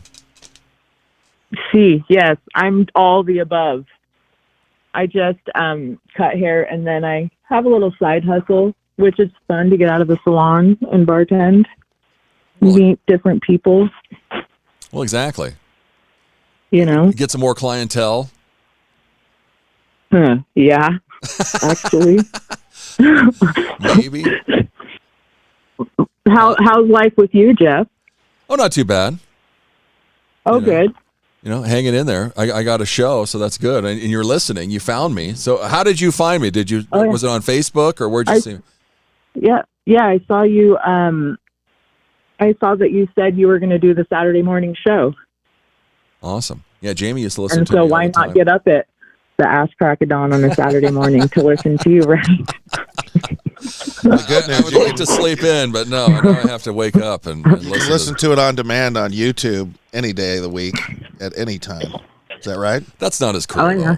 Though. No, you got to be live. Yeah. Yeah, you got to be live. You got to be in the Oh, action. yeah. That's good. So what do you got going on today? I have to work at 11. Cutting I hair? have to bartend. Oh, you got a bartend at No. 11 already? Oh, geez. Yeah, I don't cut hair on the weekend. I didn't think so. No. You pulling an all-day shift? No, just 11 to 5. Oh, okay. That's not too bad. Yeah, just in time to get off and join the other side of the bar. You're going to go from the back of the bar until 5 to the front of the bar from 5 to 2. That's Yeah. 5 to 2. Exactly. What do you have going on? That's a good question. Probably, Peloton this afternoon before the NFL games, and then sit on my butt for 6 hours and watch NFL. Oh, perfect. Then you might as well hop back on that Peloton if you're going to sit there for 6 hours. Do you have the Peloton in front of the NFL? I have the Peloton in front of the TV, Well, there you too, go. so I can Peloton while I'm You can watching. just ride all day. I can ride all day. Perfect. Why not? Well, Perfect. awesome. Well, thanks for calling, Jamie. Thanks for listening. Yeah, absolutely. Tell the It's ladies at good the to hear salon I your said voice hi. on the radio again. Yeah, I appreciate it. Well, have a great day. Tell everybody hi. Yeah, you too. Thanks, Jeff. All right, we'll see you. Due for a haircut. I am about due for a haircut. I used to go there when I worked in Buffalo. But I don't understand how your hair isn't gray. it drives him nuts. That's what I don't get. That my hair How does a isn't- guy, my younger brother, that stresses out more than I do, must be the Peloton. It's the Peloton. It's keeping me healthy. Something is. And well, I am getting gray though. I'm getting grayer. Where? It's coming. So my brother Paul's here with me hanging out. He said something about his pants. What's going on with your pants? Oh, I was going to show you these. I know you're a Dixon flannel fan. Yes. These are Dixon flannel pants. What? Yep. Dixon makes pants? Dixon's making pants. I didn't know that. Yeah. I don't even think they're on their website. Yeah, they are. They You are? got to look. Check it out. Every color. I like the green. They're not expensive. They're $50. Huh. No, Dixon is And they're my specialty stretchy. yeah. Got to do the stretchy now. Got to do the stretch pants. In case I eat a bag of Nerds Clusters a little bit later and don't feel so good about myself. Actually, that's a lie. I've never felt bad about myself after eating a bag of Nerds Clusters. No. Camino texted, said, I got to get me some of those. I love the blue bag of Nerds Clusters. Oh, see, everybody's going blue. Balls of sugar. I kind of like the Valentine one myself. They're pretty good. But, each his own. The blue ones are good. They're all good. They're Nerds Clusters. This brought nerds back in the forefront. You know that? Yes, it did. When was the last time you ate nerds out of a box? Oh. Remember the mess? Yep. I mean, I got a big mouth. I could hit it. But, you got to open up the little tab that never worked. No. It usually broke on me. Or then you got to open both of them and do the double, Or you're doing one side and they're going out the other side. Right. And they're hitting you in the face. And yeah, this is way better. Yeah. Somebody marketed a great product and now it brought nerds back. Just stick a little more sugar and gummy in it and wrap it in Nerds. Well, they had Nerds rope that kind of brought them back a little bit, but it's not the same. The clusters are killing it, I think. The They're clusters everywhere. are way better. And they're everywhere, yeah, just like you said. That's why I can't escape them. So did you golf last night? Did play a little golf last night. Had a little fun. Didn't do any drinking because we drank way too much on Thursday night. Well, that's good. I was a little beat yesterday, I'll be honest with you. I had to take a few aspirin and get myself back on track. Yeah. But, we went golfing last night at the simulator here in town. It was fun. Who owns that? Or can anybody do it? Yeah, or? they have a website. You got to get a membership. I knew you were going to ask me the hard questions today. Yeah. I can't remember the website. We'll post it maybe if I figure it out later. But it's downtown Sheridan. It's downtown Sheridan, right under the, I always call it the Woolworth building or whatever that place was. Yeah.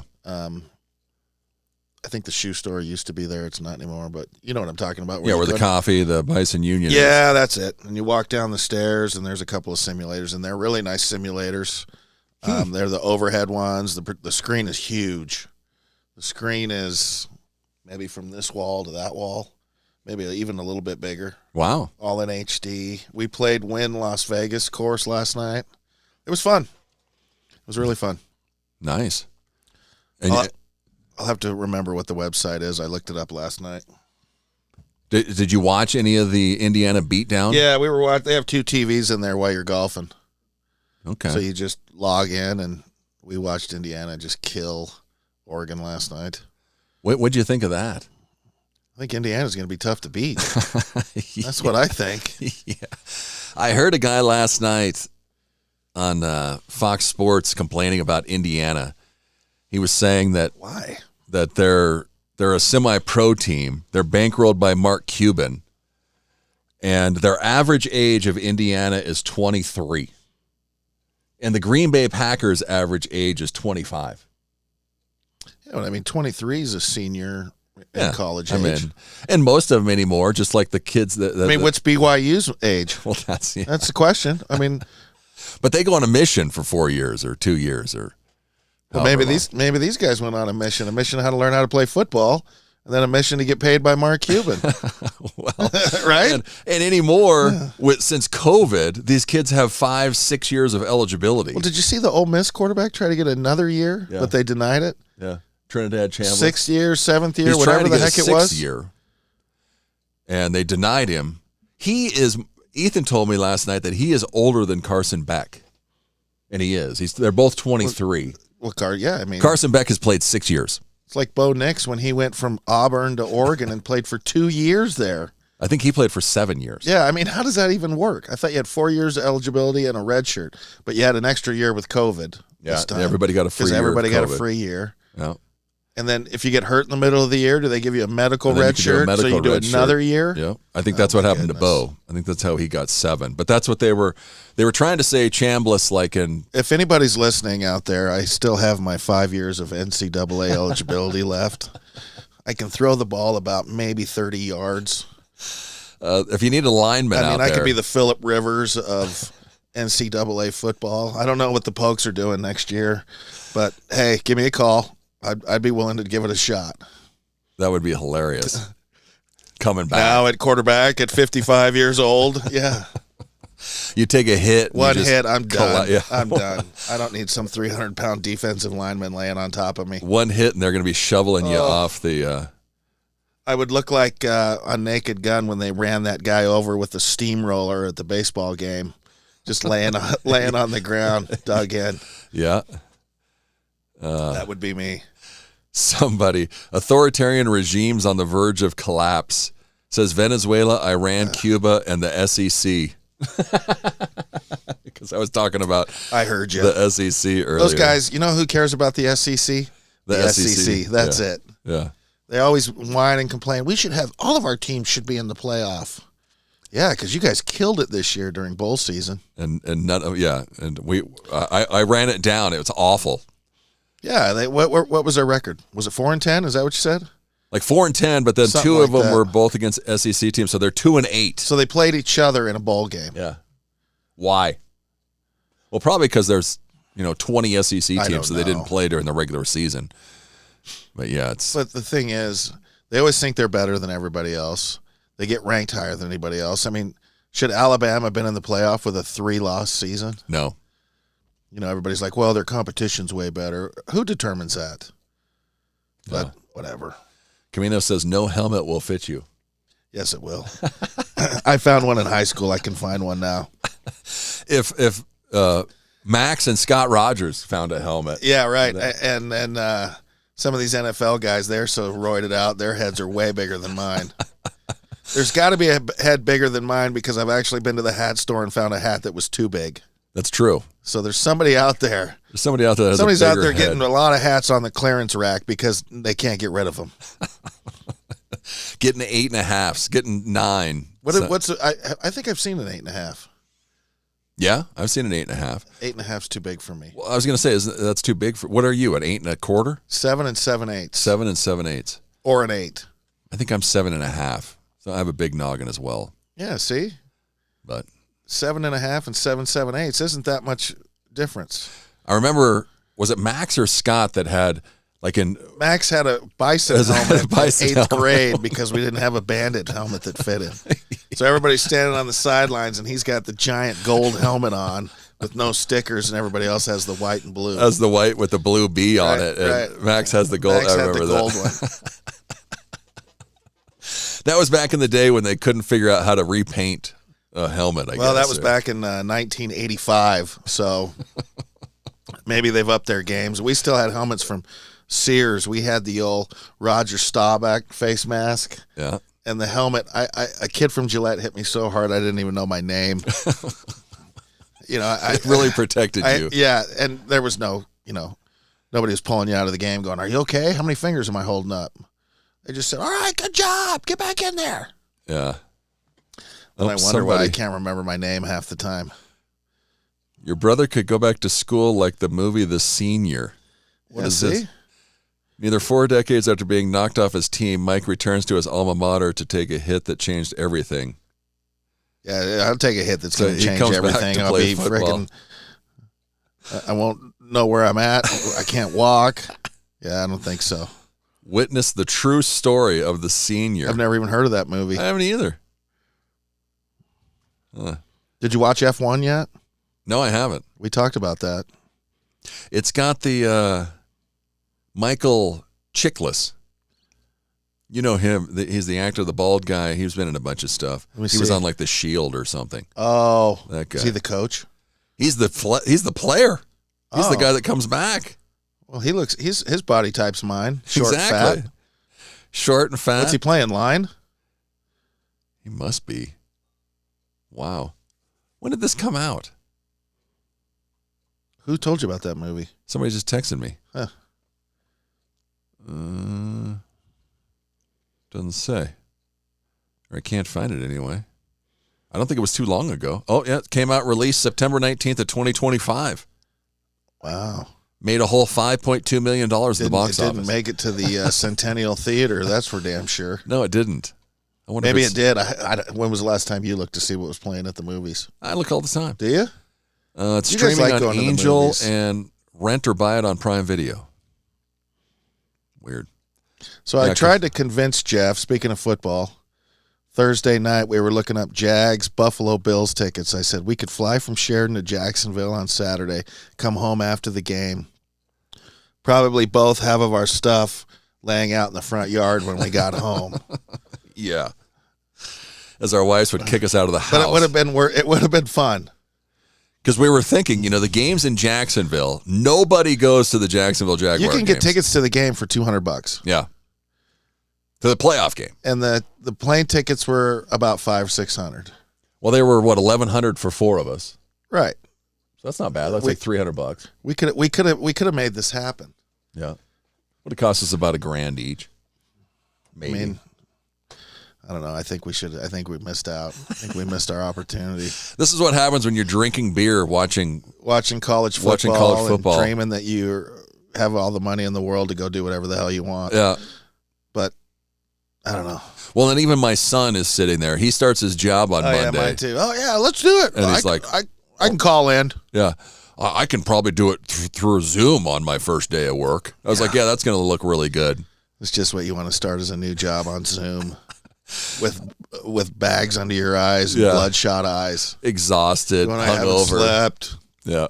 We drank the whole time. I was in Jacksonville just like 12 hours ago. That's the other thing.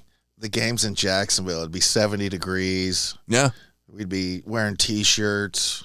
Wouldn't be freezing our butt off. Yeah, if it was in Buffalo. Oh. I always thought I wanted to go to a game in Buffalo, but it looks brutal, especially this time of year. Yeah. No, I went to the Steeler game a couple of years ago, and holy crap, I thought I was going to die. I'm done going to foot. I went to a Ravens-Broncos playoff game years ago, and it was -10 wind chill. Oh. And of course, we're gutting it out, and they lose at the end of the game on a Hail Mary pass. The Ravens beat them. It was a playoff. That ground had to be like cement down there because I know my feet and my body felt like it. Yeah. And then they lose. And then they lose. Yeah. It was a Saturday night game. It was miserable. Yeah. Those are awful. And then the wind. That's how that Steeler game was. I went with Ethan, and then the Steelers lost to the Bengals, which he was all excited, and I was freezing my ass off mad. I wish they would have had the coats that had the heater in them. That's what I'm getting next time. If I ever go to another cold game, I'm not going to a cold game ever again. Camino says, yeah, he did that. He booked soccer tickets to Atlanta. For the World Cup or what? No, it's like a friendly, and they were like $40. It was something crazy. It's like $40 for a ticket to the game. Yeah, but then the World Cup is $1,000 or. Yeah, why? You got to because mortgage so your house. Coming over? I don't know how anyone's going to afford to go to the damn thing. I mean, I get it. We're football fans, and there's a lot of soccer fans that feel the same way about that sport. It's not for me. No, not that kind of money. But here, let's take a quick break, and we'll resume in 3 minutes. Welcome to The Jake Show on Cowboy State Daily, Wyoming's daily dose of raw, unfiltered, and occasionally uncomfortable truth. I don't do talking points. I do reality. No spin, no fluff, just Jake. Local issues, national nonsense, and zero BS. It's truth, sarcasm, and grit, shaken, not stirred. I just call it like I see it, and I see a lot of Let's just say I see a lot. From the capital to the county fair, if it matters to Wyoming, Jake's got something to say, and he's not asking permission. The West was built by people who weren't afraid to speak up. I'm just keeping the tradition alive. The Jake Show, weekdays on CowboyStateDaily.com and wherever you get your dose of reality. Not for the easily rattled, perfect for everyone else.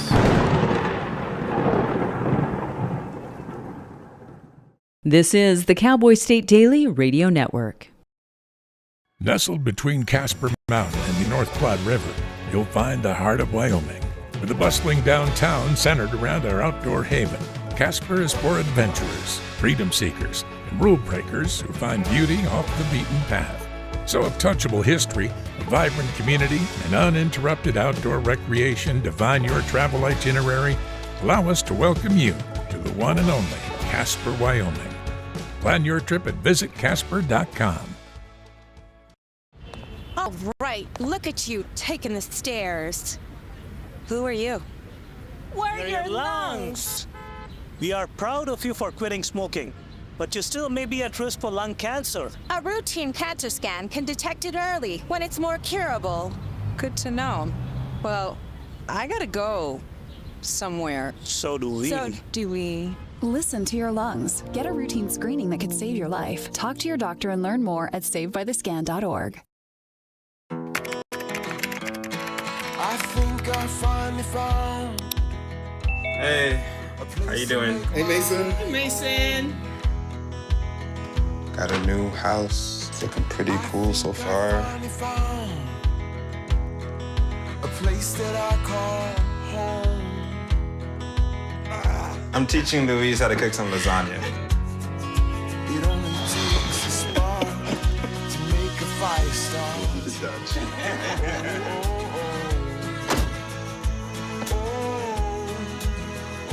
Thank you. Study, please.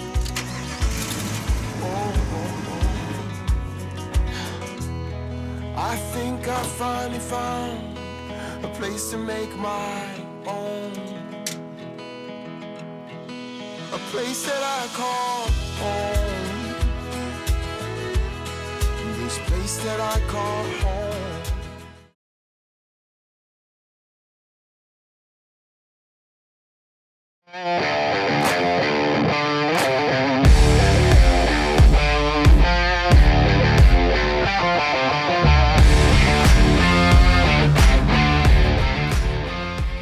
"29 minutes past the hour. Jeff hanging out with you here in my home studio along with my brother Paul. He's looking around my room at all my craziness. He's like, I can't believe there's this many guys even in AEW. Yeah, I didn't realize there was that many wrestlers. I watched AEW a couple times. I think I've seen 7. Yeah, and there's 20 on my wall. Well, half of them are gone now. Or they're not even with AEW anymore because that's how wrestling goes. We were talking NFL. Today, Rams, Carolina at 2:30. Rams are favored by 10.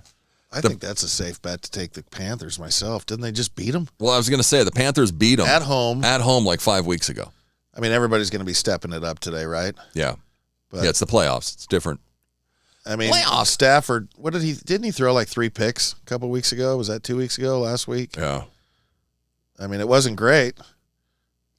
But the Rams, the NFC West, either one of those 3 teams could win it all. It's a difficult call.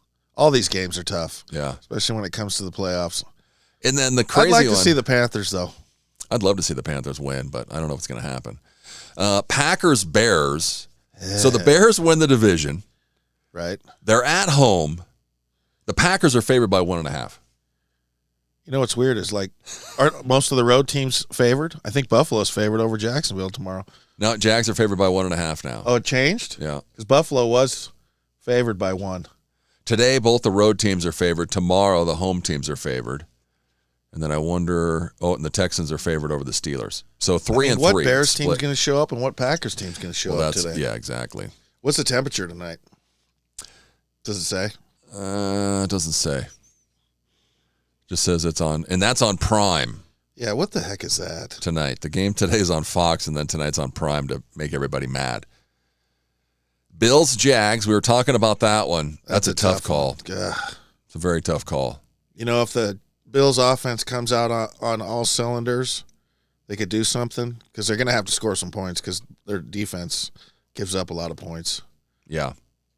I don't know. God, of course, we want to see Buffalo win. He's somebody from 751 number. Love the Rickett combo. This is good stuff. 7. What's the 7? Is that a Sheridan number or are you talking area code? No, 307-751. Oh, okay. So I don't know. Somebody. Niners at Eagles tomorrow at 2:30. Eagles are favored by 6. Really? Yeah. Another one that you could flip a coin. Now, why in the hell would the Eagles be favored by 6? What am I missing there?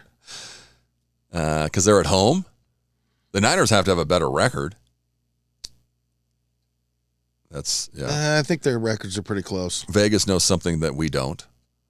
Are they talking like a tush push to win the game there at the end by 7? I mean, what are we? 6 seems like a lot in the NFL. Yeah. I don't know. Especially now. What's going on with my camera here? Hold on. And what's the Sunday night game? Okay, I got that one. I'm messing with my camera here because What the heck? You lost your camera? There we You go. didn't move it. There we go. Yeah, we didn't touch anything.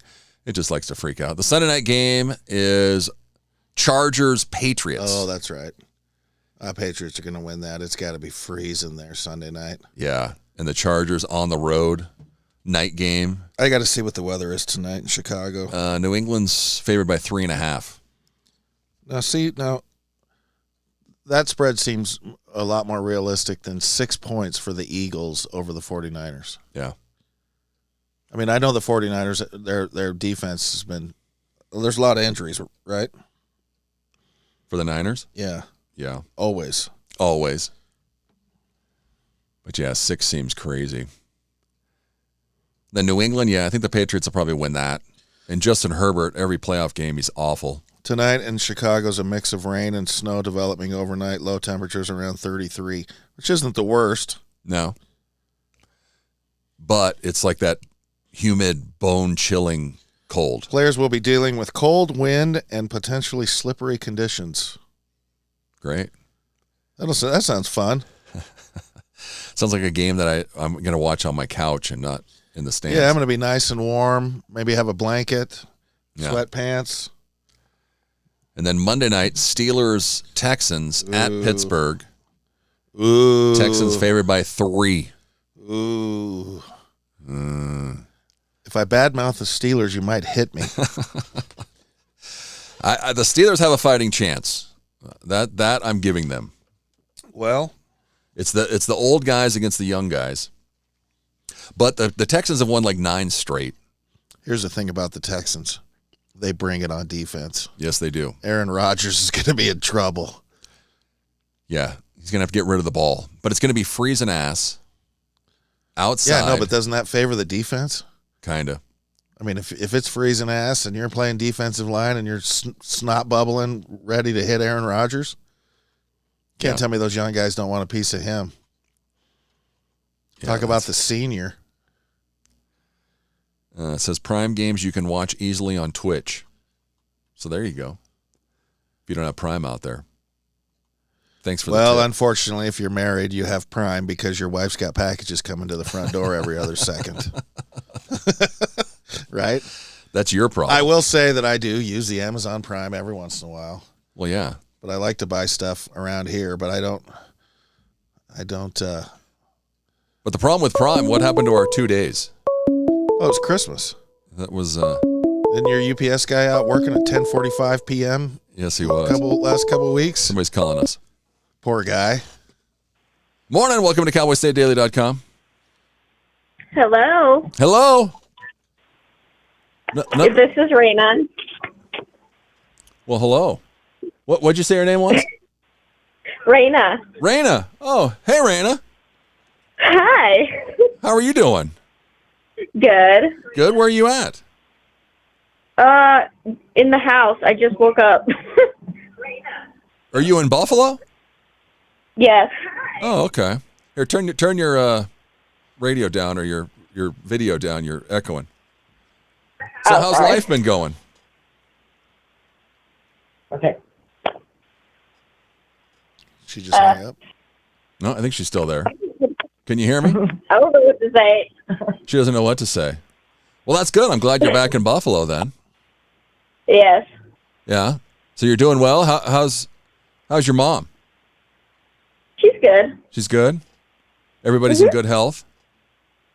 Yeah. What are you driving? Did you get a car? No. No? No. Well, what the heck? Did you get a bike? That's the. I mean, do you have a bike? I mean, Shoe Leather I got a Express. bike. What are we doing here? I did get a new bike. Well, there you go. She's in Buffalo. She doesn't need a car. Well, you get an electric bike. You can go wherever the heck you want. For a hell of a lot less. Yeah, that is true. Are you working or just going to school? What? Are you working or just going to school? Just going to school right now. Just going to school. Okay. Sorry, Mom is talking to me while I'm talking to you, and it's distracting. It's confusing, isn't Exactly. Say what the heck? I'm trying to be on the air here. Leave me alone. It's Chloe Rickett. There's Chloe. Oh, we got to see Ira in the grocery store. Oh, you did? Obviously. Yeah. Oh, well, that's good. You said hi to him? Yes. Nice. How's he doing?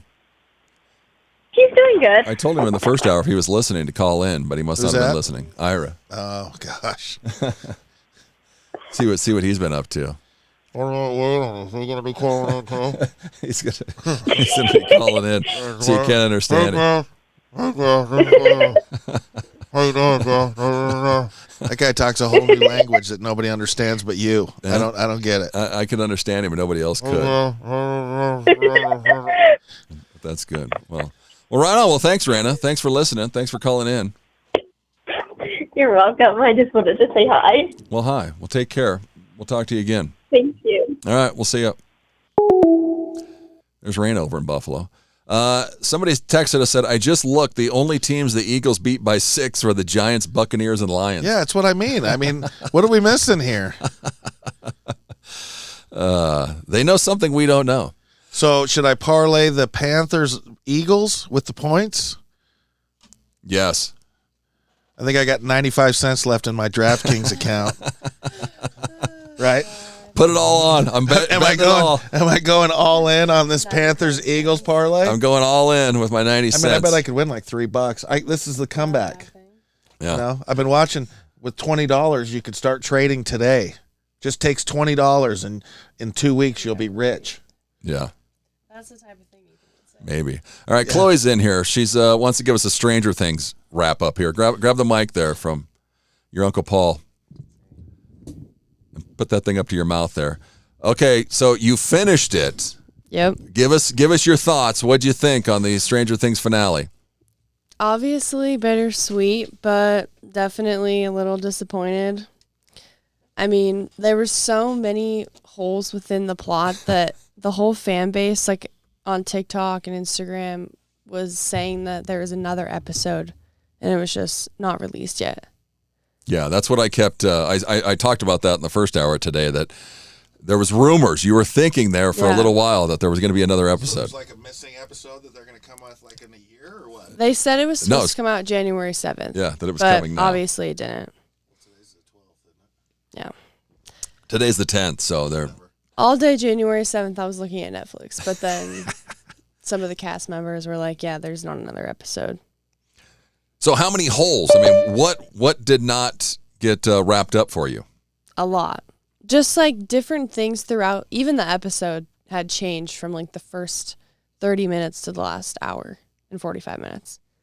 Just small details that you need to not have mixed up. Like just even the color of this machine that they used to kill the monster was different. Just within the last episode. And then the place that they go fight the monster no longer had like half of the monster's army that used to be there. So there was just a lot of things that didn't quite add up. The fight scene was like 10 minutes long when it should have been like 40. Because that episode was 2 hours long.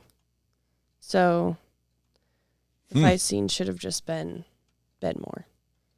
Interesting. Overall, still good. No one really died that was super important to me. I guess the main character died, but... Well, but there's rumors that she's kind of still alive. But she could still be alive. That she's still alive. Huh. So I'm just holding hope. Yeah, we'll never know because they fumbled and didn't make it. Yeah, it's kind of like Sopranos. Is Tony dead or? At the ending, did the whole screen Did Stranger Things just go black and that was actually, it? it did, yeah. Are you kidding? For like 7 seconds, I think it did.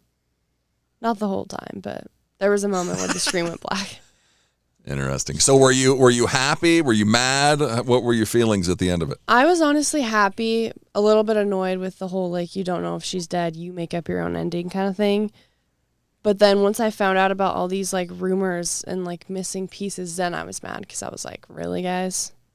No. Just kind of a sloppy ending. Not good. Gonna miss the show, for sure. Gonna miss Stranger Things. Yeah. I've never watched Time to 1 second of start. Stranger Things, but Chloe's watched it like 3 times. It's amazing. So she loves it. All right, we got to take a break. All We'll be right. back with Mike and Brittany from Limberlost. Oh, another national expert explaining Wyoming. Bless their hearts. Look, don't rely on national experts. We do it all ourselves at Cowboy State Daily Radio. Real news for real Wyomingites who actually live here. We tell it like it is, with headlines that hit harder than a spring blizzard and commentary that cuts through all the bull. Cowboy State Daily Radio. It's Wyoming news. No filter, no fluff, no kidding.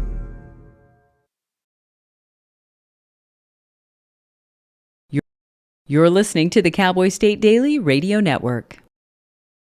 Wyoming is a place of unlimited potential, a place that inspires us to dream. Since 2014, Wyo Lotto has given back over $180 million to our great state through transfers, winnings, commissions, and more. Dollars that have gone directly into your cities, towns, and counties. Dollars that have changed lives and set dreams in motion.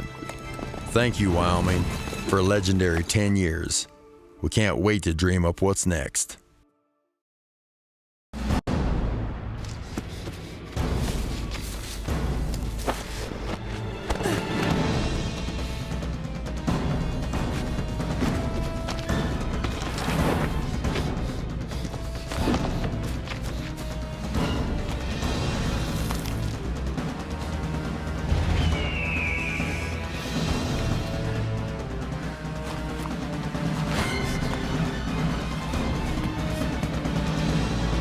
Even the mighty might not see it coming. It's prediabetes, and it captures 1 in 3 adults. You may not even know you have it, but you can escape. Take the 1-minute prediabetes risk test to know where you stand. With early diagnosis, you can change the outcome and prevent or delay type 2 diabetes. Be your own hero on smartphones everywhere at doihaveprediabetes.org. So I wanted to talk with you and your mom today, Lily, because of some of the changes your friends and teachers have seen in you lately. And along with the incident the other day, you were with Derek when he was caught selling marijuana. Yeah, he was selling it. Honey, we know. But we care about you and want to know what's going on. That's right. We'd like to understand it better and see how we might help. And if weed is a part of it, we want to make sure you know about the negative consequences for someone your age. So, can we talk? Talk. They hear you.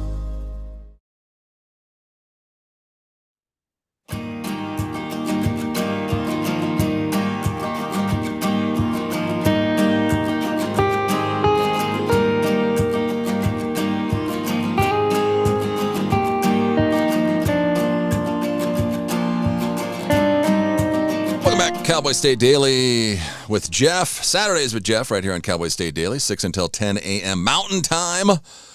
You can stream us anywhere, YouTube, all of Cowboy State Daily's social medias.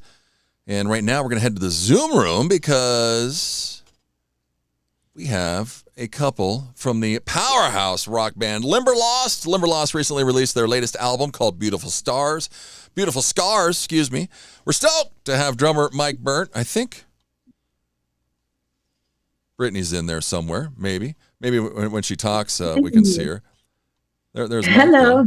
Hey, there she is. How's it going, guys? Hey. Excellent, man. Yeah, well, thanks for coming on. I mean, boy, it's been crazy in the Limberlost camp the last couple of years.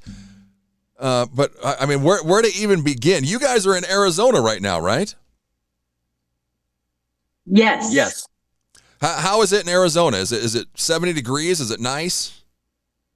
No, I mean, maybe it's cold. I think it's cold, but it is beautiful. It's a nice sunny day. No clouds. Oh, okay. There we go. Yeah, see, it's sunny and nice out there in Arizona. Well, it's been crazy with you guys. Former members, Ben left, Ricky left, one of your vocalists, Crystal left. What were we thinking? What was going on with all these changes? You want to take it, girl? No, not you. It's all you, Mike. Well, it's just kind of the natural progression of things, I believe. I think as we've worked very, very hard to try and move our brand forward and move our music forward, one of the things that we're you kind of figure out along the way is, not everybody's made for that trip. And I think part of that is that I don't think people really know what it takes to make it, climb the music business. I'm not going to say make it, because I think that's a different floor for everybody. Yeah. But I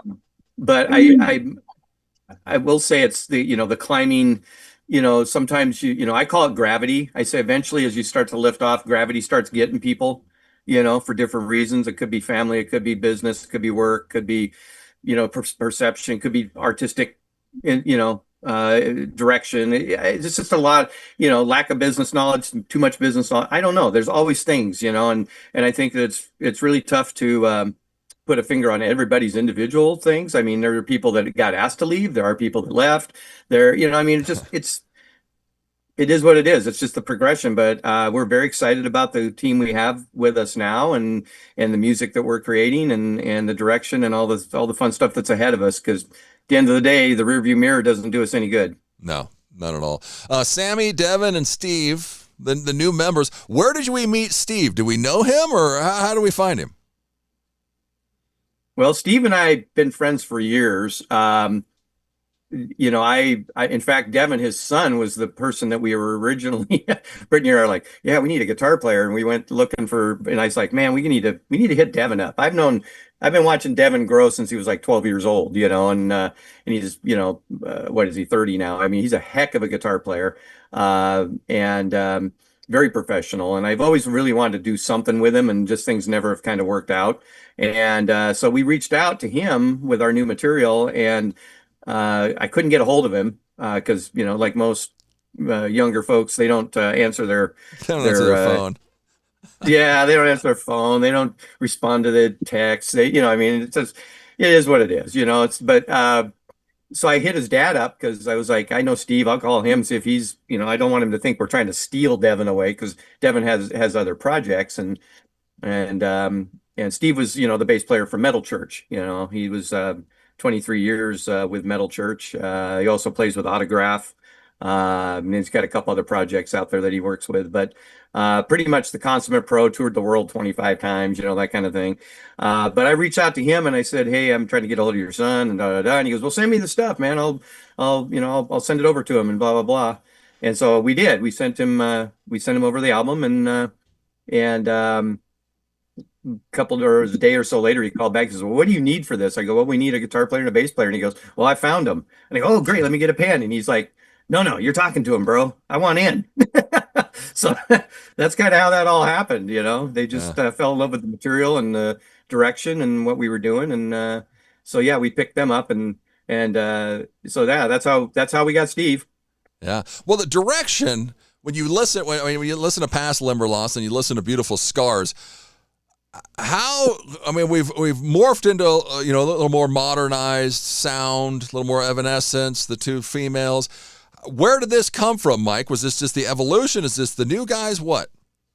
I think it's the writing team at this point. Brittany and I wrote those songs, and most of it, and I would say I put a lot of it back to her. It's her creativity that kind of spawned this thing, and it made sense. We'd been talking about, this was part of the issues with kind of having band member changeover too, is we've been talking about putting a concept album together, getting our sound to be a little more modern, a little less, just kind of bluesy, nothing wrong with what we did. We did some great material. I love old Limberlost. It's just, I couldn't sell it. I couldn't get it on the radio. I couldn't, and I'm talking terrestrial, getting into the programming and stuff like that. So it was just, it was more of a business decision. And then Brittany came along with some song ideas, and we were like, what?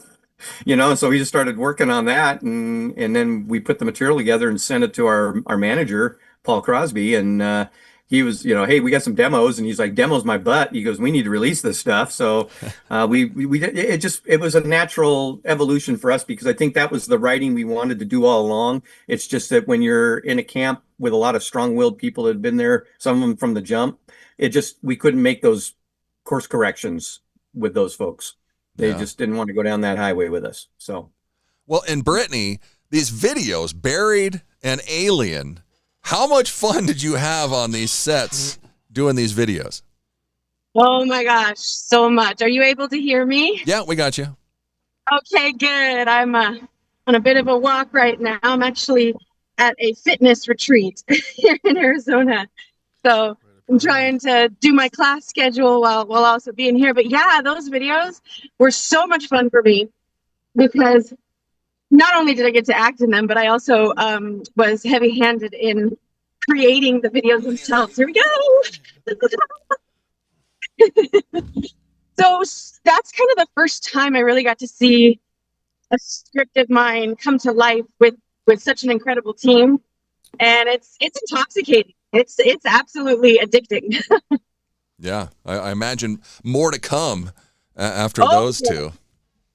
Oh yeah. In fact, when when we write songs, typically we're writing from the perspective of like we're always thinking about the stage show, we're thinking about the music video, we're thinking about the message. So a song isn't just like, oh, this is how I'm feeling today, but there's always like, oh, what could we do here that we could do something cool when we're doing a live show? There's lots of flair and flash and pauses. And then of course we get to do cool things with the videos too. So yeah. Yeah, I mean this new album, it's just like kind of like Mike said, you've had a big hand in writing this. So this is kind of like your baby, this beautiful Scars. Yes, it is. I did all the artwork of it too. So the album art, put it together, and Mike and I were the producers. It was quite the project, but kind of like a dream come true. You know, when you have an idea and then you're able to put it into the material world as a real thing. So, yeah, absolutely. And how's the chemistry with Sammy? Where'd you find her? Well, the awesome thing is that Sammy and I got our degrees together in opera. Oh, wow. Yeah. So, I wish this road wasn't so loud. But yeah, we met at Northern Arizona University here in Arizona. And if I remember correctly, I think she's actually from Phoenix. She's a Phoenix girl. And, we happened to move to Seattle at the exact same time. So we became even better friends up there. And then I joined Limberlost, and she ended up joining a metal band called Telomeris. And so when the position was available, I mean, I called her up. She goes, "Why me?" I'm like, "Well, girl, who else?" Like, you're my girl. Who else can command the stage? Who else do I have this rapport with? And she's like, "Absolutely." I mean, we've run businesses together before, so it was like really cool. It was very kismet. Yeah, that's awesome. Go check them out there at limberlostmusic.com. They're on Facebook, Instagram, YouTube, Spotify. Their latest album, Beautiful Scars, is out now. It's funny, Mike. Before the album came out, you messaged me to buy a copy of it because we were trying to get pre-orders up. You said, well, buy 4 because it's the same price. I was like, okay, that's fine. We'll buy 4 because it was still like $4. So when I got it, I got to give you crap. I got it. I opened up the package. I only got 2. I was like, where's my other 2 copies? Oh, did I do that to you? How many CD players you got? Well, that's my brother just was looking at all my CDs and he was like, "Do you even have anything to play those on anymore?" I was like, "Yeah, I do." But yeah, that's yeah, actually what we were, we made a failed attempt. But it's a very interesting thing because we've said a couple times to people, it's like, you see the results, but you don't see the failures that got those results. We learned a lot. The thing we were shooting for, we were actually shooting to try and get on the physical Billboard chart. So we were trying to do pre-sales and drive the numbers, which we did. We actually had enough, but independents get gauged differently than major labels. So a lot of our stuff was not considered. So even though we had the numbers, we didn't actually make the chart. But in the process of that, we learned a lot. So anyway, what we were doing is we found that there was a kind of a wiggle around where you could, each person could get 4 copies, but we were putting the cost down. All we were doing was asking for the shipping cost. So a lot of times when we sent those out, if we knew the people, we only sent them a couple because it was like, you didn't pay for them anyway. Yeah, exactly. No, I was fine. It was just funny because I got 1 signed copy and 1 regular copy. I got my signed one here. I thought it was sitting here next to me, but whatever. The next release, tell us about this, Mike. Give It To Me is the next one. Yeah. Well, it's a song that we actually wrote. What was that, mid-summer of 2023, Brittany? Yeah, it was a while ago because we had it in Europe. Yeah. So we had written a song, and I came to. It was actually funny because Ben had quit the band, but I had this song idea, and it was all built off this bass line. And so Ben and I were still we worked together. He actually worked for me, even though he had left the band. He was, we were still working at the same place. So I went to him and said, "Hey, would you come and help me drop this bass line on this song idea I have?" And then he and I couldn't quite get it to where I was hearing it in my head, so we brought Brittany in because she's the music major, knows how to do all the things with the notes, and she came in and made it all work, and so we pushed this song, so we had something to release in Europe right before our Yngwie Malmsteen tour.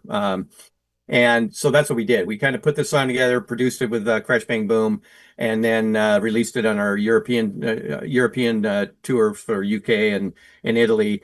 But we never released it here in the United States. And don't know why. I think it's just because once we got back, we realized we had to make some changes, and it just didn't kind of fit the business plan to be pushing a single and all that. So, and then when this all happened and this all came down, the way our music changed and the way our production changed and our sound and kind of attitude, it just made sense to go back and give it a makeover to kind of come into the new Limberlost. So yeah, so we did, and that's the one that's coming out. It hits terrestrial radio on the 20th, and it's available for digital on the 30th. That's when it'll actually release officially.